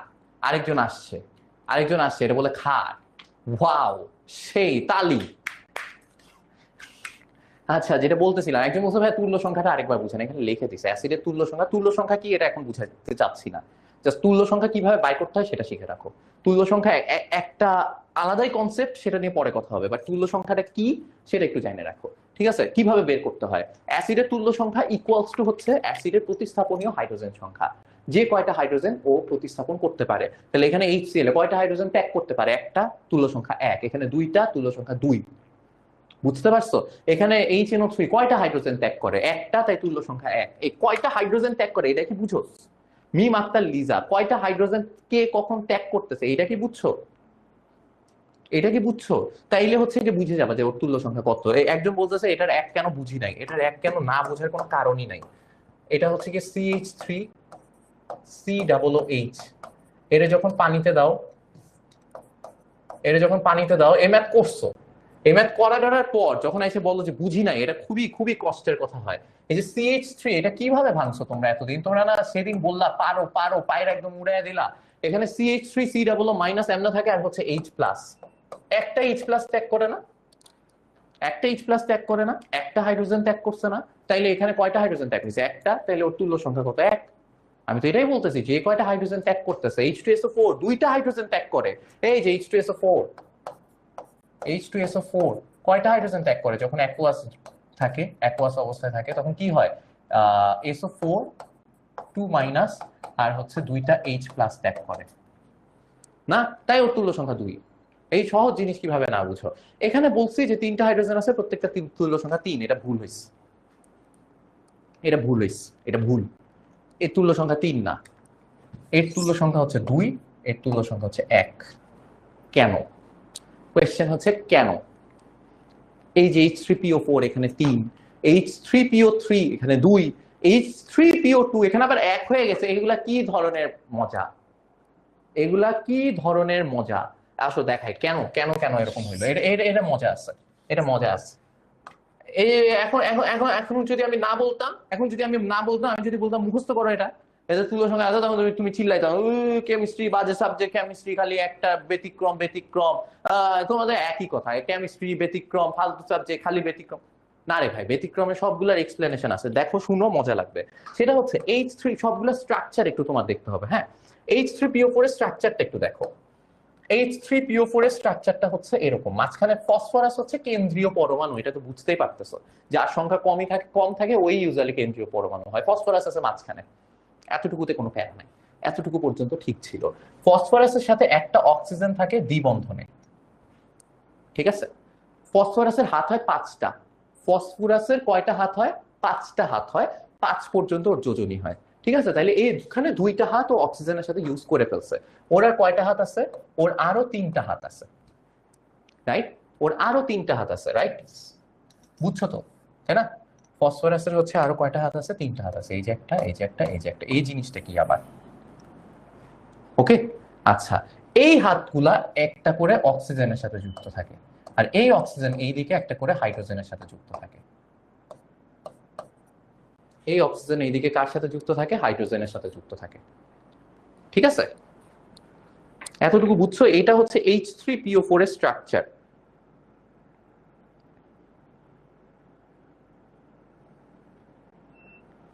Got it? Got it? তুল্য সংখ্যার সংজ্ঞা এখন জানতে হবে না, আমি কি বলছি যে তুল্য সংখ্যা হচ্ছে গিয়ে তোমার সংজ্ঞা এখন জানতে হবে? আমি বলছি জানতে হবে না, তো জানতে হবে না। আজান দিচ্ছে, 1 মিনিট দাঁড়াও।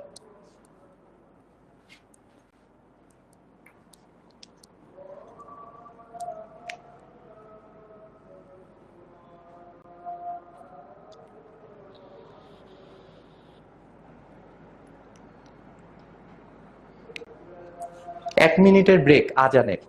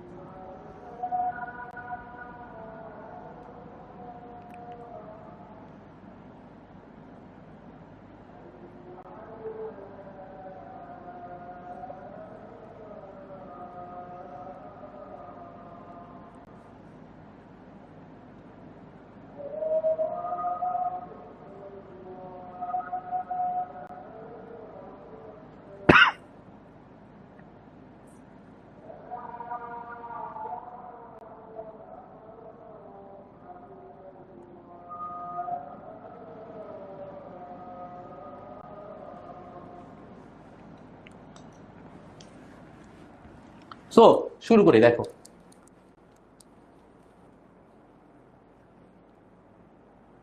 শুরু করি, শুনো শুনো শুনো শুনো, বুঝাই দিব শেষে আমি সব দেখবা এক জায়গায় এসে মিলাই দিছি, প্যারা নিও না, এত প্যারা নেওয়া কিছু নাই, প্যারা সব আমার উপর ছেড়ে দাও, তুমি খালি যেটা বলতেছি ওটা বুঝো। যে দেখো H3PO4 এ H3PO4 এ এখানে খেয়াল করো তিনটা হাইড্রোজেন যুক্ত আছে অক্সিজেনের সাথে, তিনটা হাইড্রোজেন যুক্ত আছে অক্সিজেনের সাথে। এন্ড তুমি জানো অক্সিজেন অনেক বেশি তড়িৎ ঋণাত্মক মৌল। যে যে তড়িৎ ঋণাত্মক অ্যাকচুয়ালি একটা ভদ্র নাম, এটা সুন্দর ভদ্র নাম দেয়া হয়েছে। আমি যেটা বলি অক্সিজেন হচ্ছে একটা অসভ্য মৌল, ঠিক আছে? সে কি করে, এই যে তোমার এই যে বন্ধন জোড় ইলেকট্রন সে নিজের দিকে টানাটানি করে, এন্ড দ্যাটস ওয়াই ও হচ্ছে আংশিক ঋণাত্মক হয়ে থাকে, রাইট? আর হাইড্রোজেন আংশিক ধনাত্মক হয়ে থাকে। এতটুকু কি বুঝছো? এতটুকু মাথায় ঢুকছে? সবাই বুঝছি? এটা হচ্ছে আংশিক ঋণাত্মক, এটা আংশিক ধনাত্মক হয়ে থাকে, এটাও আংশিক ঋণাত্মক, এটাও আংশিক ঋণাত্মক, আর এরা হচ্ছে আংশিক ধনাত্মক হয়ে থাকে। যেহেতু অক্সিজেন হচ্ছে হাইড্রোজেনের ইলেকট্রন এমনি আগে থেকে টান দিয়ে রেখে দেয়, দ্যাটস ওয়াই হচ্ছে এই হাইড্রোজেন গুলা ইজিলি ইজিলি এইখান থেকে বের হয়ে আসে। যখন জলীয় দ্রবণে থাকে এই তিনটা হাইড্রোজেন ইজিলি বের হয়ে আসে। তো এটা হচ্ছে আমার H3PO4, যেখানে তিনটা হাইড্রোজেন ইজিলি প্রতিস্থাপনযোগ্য বের হয়ে আসে। বুঝতে পারছো? বুঝতে পারছো? আচ্ছা এবার তাকাও, না তুল্য সংখ্যা যোজনীর মতো না। এরপর দেখো এখানে হচ্ছে কি ফসফরাস, এবার হচ্ছে H3PO3 এরটা দেখবো। H3PO3 টা দেখি আসো, এই যে H3PO3 এরটা দেখো। এখানে কি হয়, এখানে হচ্ছে তোমার ফসফরাস হচ্ছে কেন্দ্রীয় পরমাণু, ও হচ্ছে এখানে একটা অক্সিজেনের সাথে যুক্ত থাকে, ওর আর তিনটা হাত ফাঁকা থাকে, রাইট? এখানে একটা অক্সিজেন, এখানে একটা অক্সিজেন, তিনটা অক্সিজেন হয়ে গেছে না? H3PO3 তিনটা অক্সিজেন হয়ে গেছে না? এই যে একটা দুইটা তিনটা তিনটা অক্সিজেন হয়ে গেছে। এই অক্সিজেন গুলোর সাথে একটা করে হাইড্রোজেন যুক্ত থাকে, এই অক্সিজেন গুলোর সাথে একটা করে হাইড্রোজেন যুক্ত থাকে, সবই ঠিক আছে। এই হাতে কে থাকে? এই হাতে একটা হাইড্রোজেন ডিরেক্ট যুক্ত থাকে। এখনই বুঝবা, যারা বুঝো নাই তারা এখনই বুঝবা। এই হাতে একটা হাইড্রোজেন ডিরেক্ট ফসফরাসের সাথে যুক্ত আছে। বুঝতে পারছো? একটু একটু দেখো H3PO4 এরটা দেখো। H3PO4 এরটা দেখো, এখানে দেখো, এখানে হচ্ছে ফসফরাস আছে, ফসফরাস হচ্ছে এখানে অক্সিজেন, আর হচ্ছে চারটা অক্সিজেন, তাই PO4 চারটা অক্সিজেন। সো এই যে এখানে হচ্ছে মোট চারটা অক্সিজেন, এর মধ্যে তিনটা হাইড্রোজেন দেখো, তিনটা হাইড্রোজেন যুক্ত আছে অক্সিজেনের সাথে, তিনটা হাইড্রোজেন যুক্ত আছে কার সাথে? অক্সিজেনের সাথে। যেই অক্সিজেন হাইড্রোজেনের কাছ থেকে ইলেকট্রন টানাটানি করে অলরেডি হাইড্রোজেনকে আংশিক ধনাত্মক বানায় রাখা দিছে, অলরেডি হাইড্রোজেন গুলারে আংশিক ধনাত্মক বানায় রাখা দিছে, কারণ হাইড্রোজেনের ইলেকট্রন টানাটানি করতেছে। সো হাইড্রোজেন যখন আংশিক ধনাত্মক হয়ে আসে তখন এই হাইড্রোজেন গুলা ইজিলি ইজিলি ইজিলি হচ্ছে কি পানিতে যখন দিবা তখন হচ্ছে বের হয়ে চলে আসে। হাইড্রোজেন যখন আগে থেকে আংশিক ধনাত্মক হয়ে আসে ও হচ্ছে গিয়ে পরে বলে অলরেডি তো ইলেকট্রন নিয়েই যাইতেছে প্রায় আমার, তার চেয়ে আমি পুরাই দিয়ে চলে যাই। তো এই হাইড্রোজেন যখন আংশিক ধনাত্মক হয়ে থাকে তখন ওর বের হয়ে যাওয়া অনেক ইজিয়ার হয়। বুঝতে পারছো? এখানে যেমন দেখো এই হাইড্রোজেন গুলো আংশিক ধনাত্মক হয়ে আছে, অক্সিজেন আর হাইড্রোজেন যেখানে যুক্ত আছে এখানে হাইড্রোজেন গুলো আংশিক ধনাত্মক হয়ে আছে। এখন এই হাইড্রোজেনের দিকে তাকাও, এই হাইড্রোজেন কি অক্সিজেনের সাথে যুক্ত? অ্যান্সার হচ্ছে না। এই অক্সিজেন কি হাইড্রোজেনের সাথে যুক্ত? অ্যান্সার হচ্ছে না। তুমি এই কমেন্ট না করে, এই কি নাম, জাবিয়া দে না কি লিখছো তোমার নাম, তো তুমি হচ্ছে কমেন্ট না করে শুনো কি বলতেছি, দেখবা এলোমেলো আর লাগতেছে না, এলোমেলো আর লাগতেছে না। শুনো, এই যে এখানে অক্সিজেন, এই অক্সিজেনের সাথে হাইড্রোজেন যুক্ত আছে, এই অক্সিজেনের সাথেও হাইড্রোজেন যুক্ত আছে, এই হাইড্রোজেন গুলো আংশিক ধনাত্মক, বাট এই হাইড্রোজেন আংশিক ধনাত্মক না। কারণ বুঝো, অক্সিজেনের অক্সিজেনের তড়িৎ ঋণাত্মকতা হচ্ছে 3.5, হাইড্রোজেনের তড়িৎ ঋণাত্মকতা হচ্ছে 2.1। অক্সিজেন আর হাইড্রোজেনের তড়িৎ ঋণাত্মকতার ডিফারেন্স অনেক বেশি, দ্যাটস ওয়াই হচ্ছে এখানে আংশিক ধনাত্মক আংশিক ঋণাত্মক প্রান্ত তৈরি হয়, যেটা স্কুলে থাকতে পড়ার কথা, যেটা স্কুলে থাকতে পড়ার কথা। এখন না পারলে কিছু করার নাই, এরই যদি ভুলে যাও যে ভাই তড়িৎ ঋণাত্মকতার পার্থক্য হইলে একটা আংশিক ধনাত্মক হয় একটা আংশিক ঋণাত্মক হয়, খুবই দ্রুত কালকে সকালে, কালকে অফিস ডে রবিবার, খুবই দ্রুত এসএসসি সার্টিফিকেটটা বোর্ডে জমা দিয়ে বলো আমি 9-এ গিয়ে আবার ভর্তি হবো। ঠিক আছে? সেটা হচ্ছে অক্সিজেন আর হাইড্রোজেনের তড়িৎ ঋণাত্মকতার ডিফারেন্স অনেক বেশি, দ্যাটস ওয়াই অক্সিজেন হয়ে যায় আংশিক ঋণাত্মক, হাইড্রোজেন হয়ে যায় আংশিক ধনাত্মক। বুঝতে পারছি? যখন হাইড্রোজেন আংশিক ধনাত্মক হয়ে যায় ওর বের হয়ে যায় অনেক ইজিয়ার হয়। বাট এখানে দেখো ফসফরাসের তড়িৎ ঋণাত্মকতা তোমার জানতে হবে 2.19 বা 2.2 এর মতো। ফসফরাস আর হাইড্রোজেনের কি তড়িৎ ঋণাত্মকতার পার্থক্য আছে? হ্যাঁ, ফসফরাস আর হাইড্রোজেনের তড়িৎ ঋণাত্মকতার পার্থক্য কি আছে? আছে আছে আছে আছে না, খুব বেশি নাই, খুবই কম পার্থক্য। দ্যাটস ওয়াই এইখানে ওই জিনিসটা তৈরি হয় না। এইখানে ওই যে এই যে তোমার হচ্ছে গিয়ে তড়িৎ ঋণাত্মকতার যে পার্থক্যের ব্যাপারটা, এটা এখানে আর থাকে না। দ্যাটস ওয়াই এই হাইড্রোজেন আংশিক ধনাত্মক হয় না। এই হাইড্রোজেনটাকে প্রতিস্থাপন করা যায় না, এই হাইড্রোজেনটা ছেড়ে চলে যায় না। বুঝতে পারছো? খেয়াল করো, এখানে কয়টা হাইড্রোজেন ছেড়ে চলে যাচ্ছে? একটা, দুইটা, তিনটা। যারা যারা আংশিক ধনাত্মক হয়ে গেছে সবাই ছেড়ে চলে যায়। ও ছেড়ে চলে গেছে, ও ছেড়ে চলে গেছে, ও ছেড়ে চলে গেছে। কয়টা হাইড্রোজেন ছেড়ে গেছে? তিনটা। এখানে কয়টা হাইড্রোজেন ছেড়ে গেছে? এখানে হচ্ছে এ ছাড়তেছে, এ ছাড়তেছে, এই বাবাজি কিন্তু ছাড়তেছে না, এ কিন্তু ছাড়তেছে না। এখানে তড়িৎ ঋণাত্মকতার পার্থক্য ওইভাবে নাই, দ্যাটস ওয়াই ও ছাড়তেছে না। তাহলে H3PO4 এর প্রতিস্থাপনযোগ্য হাইড্রোজেন কয়টা? তিনটা। দ্যাটস ওয়াই হচ্ছে H3PO4 এর তোমার তুল্য সংখ্যা 3। H3PO3 তে প্রতিস্থাপনযোগ্য হাইড্রোজেন কয়টা? দুইটা। দ্যাটস ওয়াই H3PO3 এর তুল্য সংখ্যা হচ্ছে 2। এইবার আসি লাস্টেরটা, যেটা হচ্ছে H3PO2। H3PO2 এইখানে খেয়াল করো পোলাপাইন, এইখানে দেখো মাঝখানে আছে হচ্ছে ফসফরাস। মাঝখানে কে আছে? ফসফরাস। উপরে আছে কে? উপরে হচ্ছে একটা অক্সিজেনের সাথে তোমার ডাবল বন্ডে যুক্ত আছে ফসফরাস। এই যে একটা অক্সিজেনের সাথে ডাবল বন্ডে যুক্ত আছে ফসফরাসের। আর কয়টা হাত ফাঁকা? তিনটা হাত ফাঁকা, 1 2 3। অক্সিজেন এখানে থাকবে কয়টা? H3PO2 দুইটা অক্সিজেন থাকবে, দুইটা অক্সিজেন থাকবে। তাইলে এই যে দেখো এখানে একটা অক্সিজেন, দুইটা অক্সিজেন হয়ে গেছে না? দুইটা অক্সিজেন হয়ে গেছে না? তাহলে এই অক্সিজেনের সাথে একটা হাইড্রোজেন থাকবে, রাইট? আর এই হাতগুলাতে ডিরেক্ট হাইড্রোজেন যুক্ত থাকবে ফসফরাসের সাথে, ডিরেক্ট হাইড্রোজেন যুক্ত থাকে এখানে ফসফরাসের সাথে। তাহলে এবার খেয়াল করো, এবার তুমিই বলো, আমি আর বলবো না। যারা বুঝছো, কেউ কেউ তো বুঝছো, কারো কারো মাথার উপর দিয়ে গেছে, সেখানে কিছু করার নাই। বাট যারা বুঝছো তারা বলো, এখানে আমার কয়টা হাইড্রোজেনকে প্রতিস্থাপন করা যাবে? কয়টা হাইড্রোজেন? একে কি প্রতিস্থাপন করা যাবে? একে যাবে না, কারণ কি ফসফরাসের সাথে যুক্ত, এখানে কোনো তড়িৎ ঋণাত্মকতার পার্থক্য নাই। একে কি প্রতিস্থাপন করা যাবে? অ্যান্সার হচ্ছে যাবে না, কারণ ওও ফসফরাসের সাথে যুক্ত। শুধুমাত্র একজনকে প্রতিস্থাপন করা যাবে, এই বান্দাকে, যে হচ্ছে অক্সিজেনের সাথে যুক্ত। তার মানে এখানে প্রতিস্থাপনীয় হাইড্রোজেন কয়টা? একটা। দ্যাটস ওয়াই হচ্ছে এখানে তুল্য সংখ্যা 1। বুঝতে পারছো? মাথায় ঢুকছে? মাথায় ঢুকছে? সো যে কয়টা হাইড্রোজেন অ্যাসিড থেকে চলে যায়, অ্যাসিডকে ছেড়ে H+ হিসাবে বের হয়ে যায়, সেই কয়টা হাইড্রোজেনই হচ্ছে, সেই হাইড্রোজেন সংখ্যাই হচ্ছে অ্যাসিডের তুল্য সংখ্যা। দ্যাটস ইট, সহজ। বলো কে কে বুঝো না এবার? এবার বল কে কে বুঝোস নাই? পড়া শেষ করানোর আগে ভাই বুঝি নাই বুঝি নাই বুঝি নাই ইয়েস নো পোল দিচ্ছি। বলো, যারা যারা বুঝছো ইয়েস দিও, আর না বুঝলে নো দিও।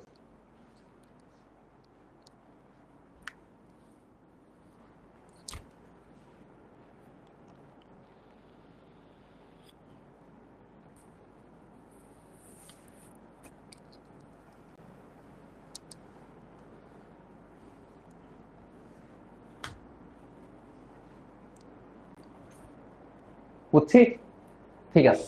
এখন মনে হয় অনেকে বুঝছো। এদের মধ্যে অনেকে আসছো যখন আমি মাঝখানে ছিলাম তখন বুঝি নাই বলতেছিলাম, অনেকে বুঝতেছিলাও না। তো just have a trust on me. আমি শেষ পর্যন্ত আমাকে শেষ করতে দাও। তারপরও যদি কনফিউশন থাকে তারপর আমাকে বলো, আমি আবার বুঝাই দিব, বাট শেষ করতে দাও। শেষ করার আগেই বুঝি নাই করো না, ঠিক আছে?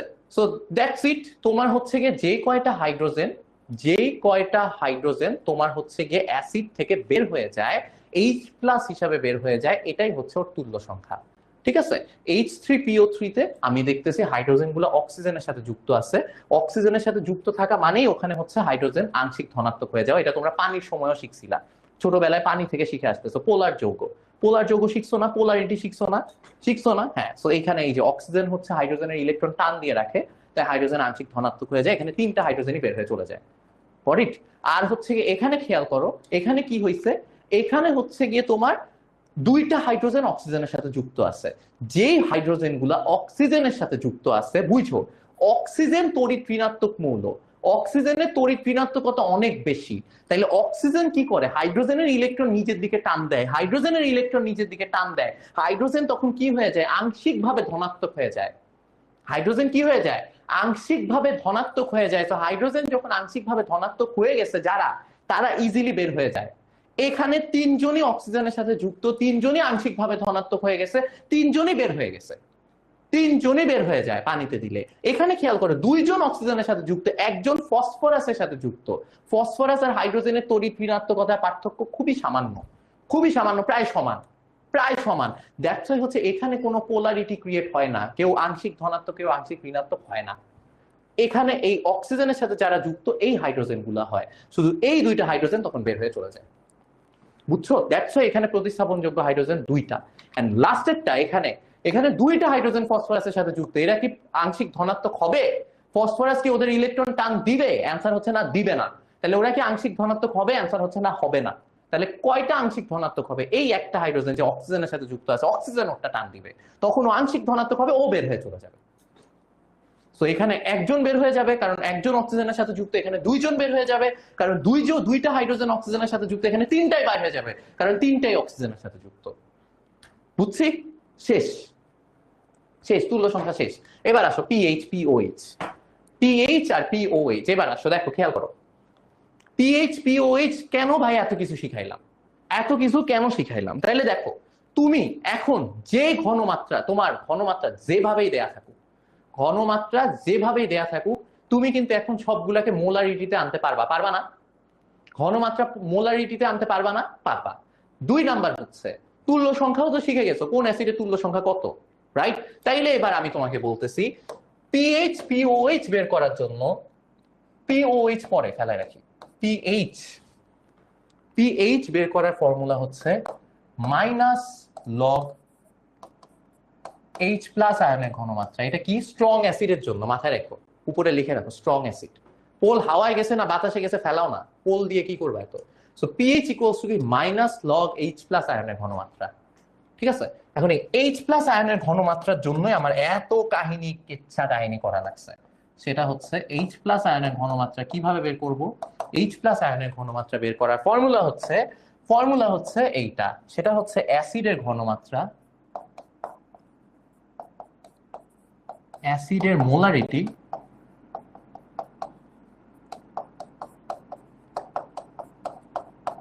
ইনটু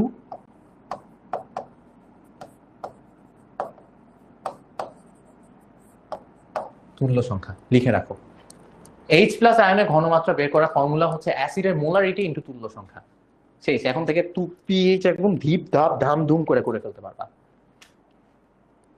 এইচ প্লাস আয়নের ঘনমাত্রা কিভাবে বের করতে হয়? অ্যাসিডের যে মোলারিটি যেটা আছে, যেভাবে আছে সেটার সাথে জাস্ট তুল্য সংখ্যা গুণ করে দিবা, শেষ। অ্যাসিডের মোলারিটি ইনটু তুল্য সংখ্যা। বুঝতে পারছি? আসো এবার আমরা একটা ম্যাথ করি, ক্লিয়ার হয়ে যাবা। সো ফার্স্ট হচ্ছে কি, তোমাকে একটা ম্যাথ দিলাম যে 0.25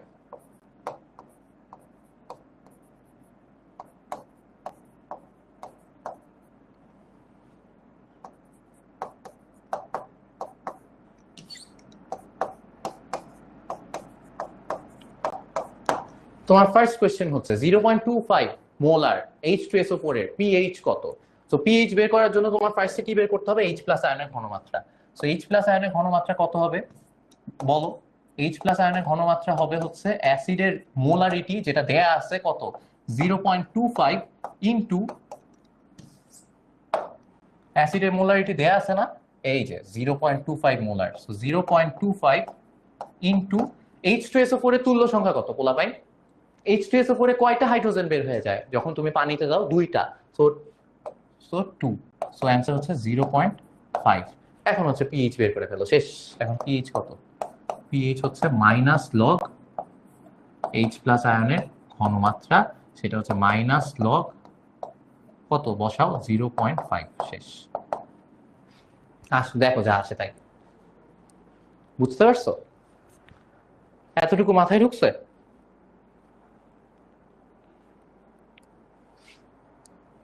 বুঝছি সবাই? এই জন্যই তুল্য সংখ্যা দেখাইছি, যেন ধিম ধাম অঙ্ক করে ফেলতে পারি। Got it? সবাই বুঝছি? ঠিক আছে, ঠিক আছে, শেষ। তো এখন হচ্ছে এটা ভ্যালু বের করে ফেলো, ক্যালকুলেটর নাই তাই ভ্যালু বের করতে পারতেছি না, ভ্যালু বের করতে ইচ্ছাও করতেছে না, শেষ। যা আছে তাই। একটু দাঁড়াও, ক্যালকুলেটর চাই দেখি। কত আসে তোমাদের? 0.3। 0.3 আবিদ বলছে 0.3 আসে। 0.301। আচ্ছা ঠিক আছে, তাহলে 0.3। ক্যালকুলেটর লাগে, বুঝছি। ঠিক আছে, আচ্ছা সো একটা পারছি, একটা পারছি, ভেরি গুড, ভেরি গুড। তাহলে হচ্ছে আরেকটা পারি, আসুন আরেকটা পারার চেষ্টা করি।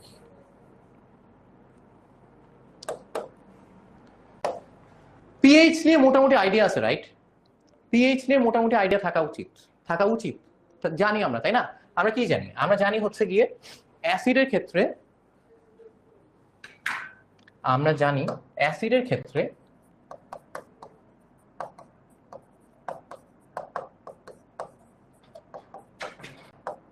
অ্যাসিডের ক্ষেত্রে পিএইচ হবে হচ্ছে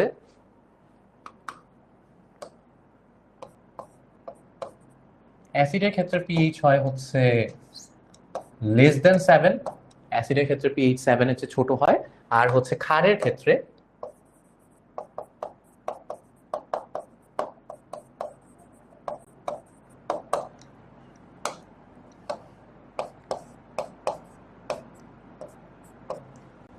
সেভেন হয়।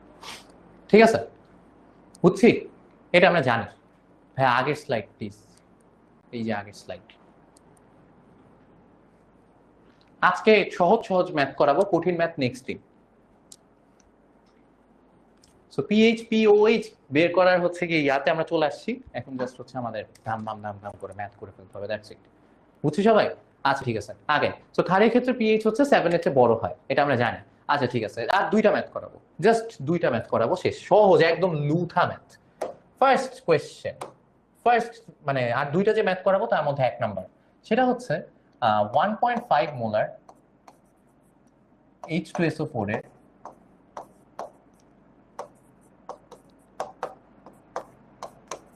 পিএইচ কত, এটা তোমরা বের করো। কত আসে দেখো।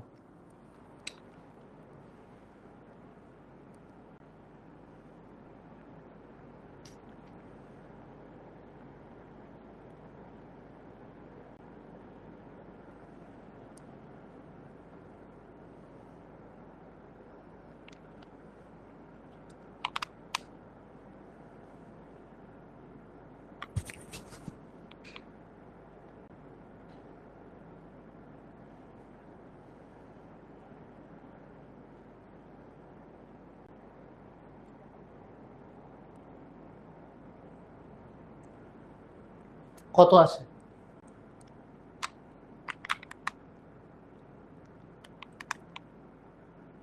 কত আসে বলো বলো বলো।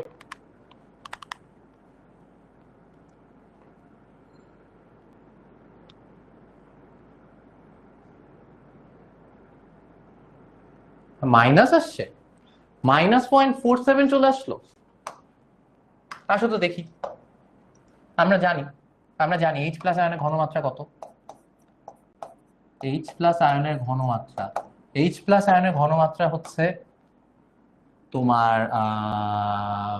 অ্যাসিডের তোমার যেটা দেয়া আছে 1.5 × 2, তাহলে এটা আসবে হচ্ছে 3। তাহলে আমার পিএইচ আসে হচ্ছে -log3। কত আসে?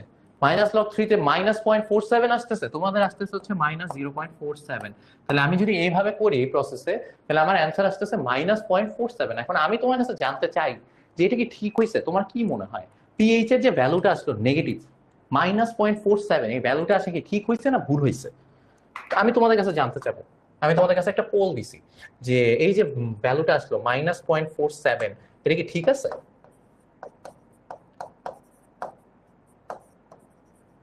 এই ভ্যালুটা কি ঠিক আছে?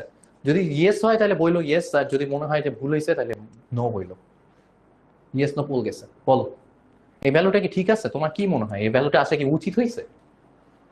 মাইনাস ভ্যালু যে চলে আসলো, এটা এই ভ্যালু আসে কি ঠিক হয়েছে?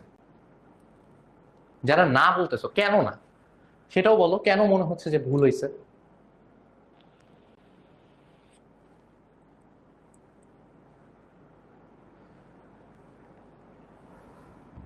কেন ভুল হয়েছে? অনেকেই না বলতেছো, কেন ভুল হয়েছে বলো। গুড, যারা না বলতেছো কেন ভুল হয়েছে? ভুল হওয়ার তো একটা রিজন আছে, যারা বুঝতে পারছো গুড, কিন্তু কেন ভুল হয়েছে বলো। প্রায় 70%-এর মতো বলছো ভুল হয়েছে, আমি আমি অ্যাগ্রি করলাম, বাট কেন ভুল হয়েছে? মানে এটার ভ্যালু আসছে -0.47, এটা ভুল হয়েছে কেন? ভুল হয়েছে কেন? কারণ তোমরা জানো, তোমরা এটা শিখছো যে পিএইচ এর ভ্যালু 0 থেকে 14 পর্যন্ত হয়। কেউ কখনো তোমাদেরকে হয়তো বলছে বা তোমার মাথায় গাইতে আছে এটা, যে পিএইচ এর ভ্যালু 0 থেকে 14 পর্যন্ত হয়, এর বেশি কম কিছু হয় না, এরকম কিছু একটা শিখছো। তো ব্যাপারটা হইতেছে, যেই তোমাকে শিখাইছে বা যেই তোমাকে বলছে এই ধরনের কথা যে পিএইচ নেগেটিভ হয় না, পিএইচ এর ভ্যালু 0 থেকে 14 এর মধ্যে হয়, তাদেরকে শিখাইছে আই ডোন্ট নো, ভুল শিখাইছে। কে শিখেছে আই ডোন্ট নো, ভুল শিখেছে। পিএইচ এর ভ্যালু নেগেটিভ হয় 100 বার হয়, পিএইচ এর ভ্যালু নেগেটিভ 100 বার হয়, পিএইচ এর ভ্যালু 14-এর চেয়ে বেশি 5000 বার হয়। সো দুইটাই হইতে পারে। পিএইচ এর অ্যাকচুয়াল রেঞ্জ হচ্ছে, পিএইচ এর অ্যাকচুয়াল রেঞ্জ হচ্ছে -ইনফিনিটি থেকে +ইনফিনিটি পর্যন্ত। পিএইচ এর রেঞ্জ -ইনফিনিটি থেকে +ইনফিনিটি পর্যন্ত হইতে পারে, নেগেটিভ হয় না। যে তোমাদেরকে বলছে, কি বলবো, কিছু বলার নেই, তাকে গিয়ে বলো। সেটা হচ্ছে, এটা হচ্ছে পিএইচ রেঞ্জ।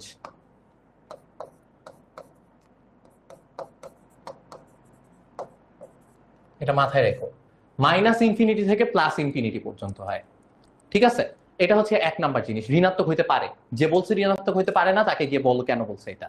সো ব্যাপারটা হচ্ছে পিএইচ এর ভ্যালু নেগেটিভ হয়, সো এটা ঠিক হয়েছে, ইয়েস এটা ঠিক আছে, এটা ঠিক আছে। সো এখন হচ্ছে এটা একটু মনে রেখো, যখন ঘনমাত্রা 1-এর চেয়ে বেশি থাকে, অ্যাসিডের ঘনমাত্রা যখন 1 মোলারের চেয়ে বেশি হয়, তখন পিএইচ এর ভ্যালু নেগেটিভ চলে আসে। আর ক্ষারের ঘনমাত্রা যখন 1 মোলারের চেয়ে বেশি হয়, পিএইচ এর ভ্যালু 14-এর চেয়ে বেশি চলে আসে। পিএইচ এর ভ্যালু কত চলে আসে? 14-এর চেয়ে বেশি চলে আসে। বুঝতে পারছি? আমি আবার বলতেছি, অ্যাসিডের ঘনমাত্রা যখন 1-এর চেয়ে বেশি হয়, তখন পিএইচ নেগেটিভ চলে আসে। আর ক্ষারের ঘনমাত্রা যখন 1-এর চেয়ে বেশি হয়, তখন পিএইচ 14-এর চেয়ে বেশি চলে আসে। ঠিক আছে? তো এইখানে কয়েকটা জিনিস, আরো কয়েকটা ইনফরমেশন তোমাদেরকে অ্যাড করে দেই। সেটা হচ্ছে পিএইচ এর ভ্যালু যখন <0 হয়, পিএইচ যখন 0-এর চেয়ে ছোট হয়, তখন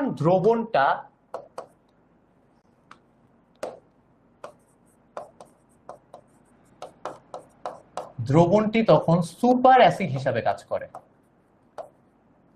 তখন ওগুলাকে বলা হয় সুপার অ্যাসিড।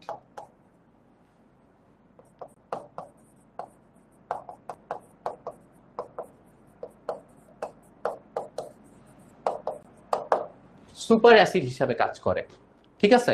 আর আর আর আর পিএইচ এর ভ্যালু, পিএইচ এর ভ্যালু যখন 14-এর চেয়ে বেশি হয়, 14-এর চেয়ে বেশি হয়ে যায়, তখন হচ্ছে গিয়ে তোমার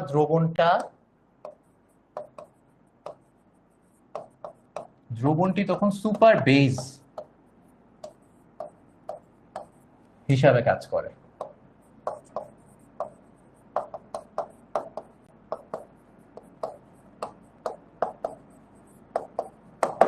লিখে রাখো, এটা লিখে রাখো। লিখে রাখছো? বুঝছি? সবার মাথায় ঢুকছে? Very good, very good. ঠিক আছে, এবার হচ্ছে পরেরটাই যে, এবার দেখবা আর মজা আছে। সেটা হচ্ছে লাস্ট ওয়ান, আজকের দিনের শেষ ম্যাথ। আজকের দিনের শেষ ম্যাথ সেটা হচ্ছে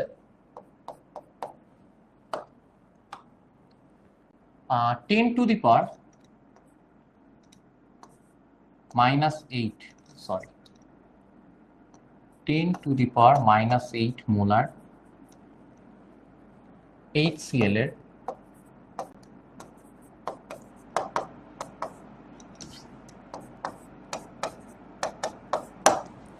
পিএইচ কত? 10⁻⁻8, সুন্দর একটা কোয়েশ্চেন। দেখো বলছে 10⁻⁻8 মোলার HCl এর পিএইচ। একদম বাজে প্রশ্ন, একদম সহজ, একদম সহজ, একদম লুথা একটা কোয়েশ্চেন। এটা করে যাও, ছুটি যারা চাইতেছে এটা করে যাও। এখানে H প্লাস এর ঘনমাত্রা কত? ভাই HCl দিয়ে দিছি, যার তুল্য সংখ্যা হচ্ছে 1, তোমাদের মুখস্থ হয়ে গেছে। HCl এর একটা হাইড্রোজেন ত্যাগ করে, তাই HCl এর তুল্য সংখ্যা 1। এবার দেখ H প্লাস এর ঘনমাত্রা কত হবে? H প্লাস এর ঘনমাত্রা হচ্ছে অ্যাসিডের মোলারিটি, যেটা দেয়া আছে 10⁻⁻8, 10⁻⁸ ইন্টু কত তুল্য সংখ্যা, কত দেয়া আছে তুল্য সংখ্যা, HCl এর তুল্য সংখ্যা কত, 1, তাহলে এটাই 1, তাইলে হচ্ছে কি এই যে 10⁻⁸ H প্লাসের ঘনমাত্রা আমি পাইছি এত মোলার, রাইট? বুঝছি? আচ্ছা ঠিক আছে, তাহলে এটার আসো পিএইচ বের করে ফেলি, একদম সহজ। এটার পিএইচ কত হবে? এটার পিএইচ হবে হচ্ছে, এটার পিএইচ হবে -log 10⁻⁸। বুঝতে পারছি? ভ্যালুটা বসাইছো? তাহলে এটা ক্যালকুলেশন করো, ক্যালকুলেট করলে তোমার আসবে হচ্ছে 8। সবাই খাতায় তুলে নাও, সবাই খাতায় তুলে নাও, তাড়াতাড়ি ছুরি দিয়ে দেবো, তাড়াতাড়ি তুলে নাও, সবাই খাতায় তুলে নাও। আমার হচ্ছে কি আমি পেয়ে গেছি সহজ একটা ম্যাথের পিএইচ আমি বের করে ফেলছি, আমার ভ্যালু আসছে হচ্ছে 8। ভেরি গুড, শাবাশ। সবাই খাতায় তুলছো, তাড়াতাড়ি করে খাতায় তুলো। খাতায় তোলা যদি হয়ে যায় তারপর যেটা করবা এটা কেটে দাও, খাতায় তোলা হয়ে গেলে এটা কেটে দাও, কারণ ভুল হইছে। খাতায় তোলা যারা তুলছো, তুলে যারা গলা ফাড়ায় এইট করতেছো, তোরা হচ্ছে এটা কাট, তারপর এদিক টাকা গাধার দল। পিএইচ এর ভ্যালু চিল্লায় বললাম, যখন হচ্ছে গিয়ে আমার ক্ষার হয় পিএইচ এর ভ্যালু 7 এর চেয়ে বেশি হয়। HCl কি ক্ষার, ওটার পিএইচ 8 আসতেছে কেন? HCl কি ক্ষার, ওটার পিএইচ 8 আসতেছে কেন? এই কোশ্চেন কারো মাথায় আসলো না। একজন বলতেছে আপনার আগে শেষ, ইয়েস, তালি দাও, তালি দিয়ে এবার কেটে দাও, তালি দিয়ে কেটে দাও। একজনেরও মাথায় আসলো না কেন পিএইচ এর ভ্যালু 8 আসতেছে HCl এর। হ্যাঁ রে পোলা পাই। আচ্ছা, তামিধা, তাজনুভা, তুহা, ও মনে হয় বুঝতে পারছো, জিনিসটা বুঝো। আমার পানিতে, এটা কি অ্যাকুয়াস দ্রবণ না, এটা একটা দ্রবণ কিভাবে তৈরি হয়? সেখানে পানি আছে, রাইট? পানি আছে, পানিতে তোমার H প্লাস আয়নের একটা ঘনমাত্রা আছে, ফিক্সড। আমরা ধরে নিই মোটামুটি একটা টেম্পারেচারে ওটা ফিক্সড। সেটা কত বলো তো? পানিতে H প্লাস এর ঘনমাত্রা কত? পানিতে H প্লাস এর ঘনমাত্রা পরে বলতেছি, এটা ম্যাথটা করতে হবে যেভাবে, সেটা হচ্ছে H প্লাস এর ঘনমাত্রা বের করবা এভাবে, যে যা করছো এই 10⁻⁸ আসছে না, যতই আসছে, অ্যাসিড থেকে কত পাইছো 10⁻⁸, সেটার সাথে 10⁻⁷ যোগ করে দাও। 10⁻⁸ আর 10⁻⁷ যোগ করে দাও, কত আসে দেখো, যতই আসছে। এইবার হচ্ছে গিয়ে পিএইচ বের করো, পিএইচ এ এই ভ্যালুটা বসাও, তাহলে -log 10⁻⁸ প্লাস 10⁻⁷, দেখো কত আসে, -log 10⁻⁸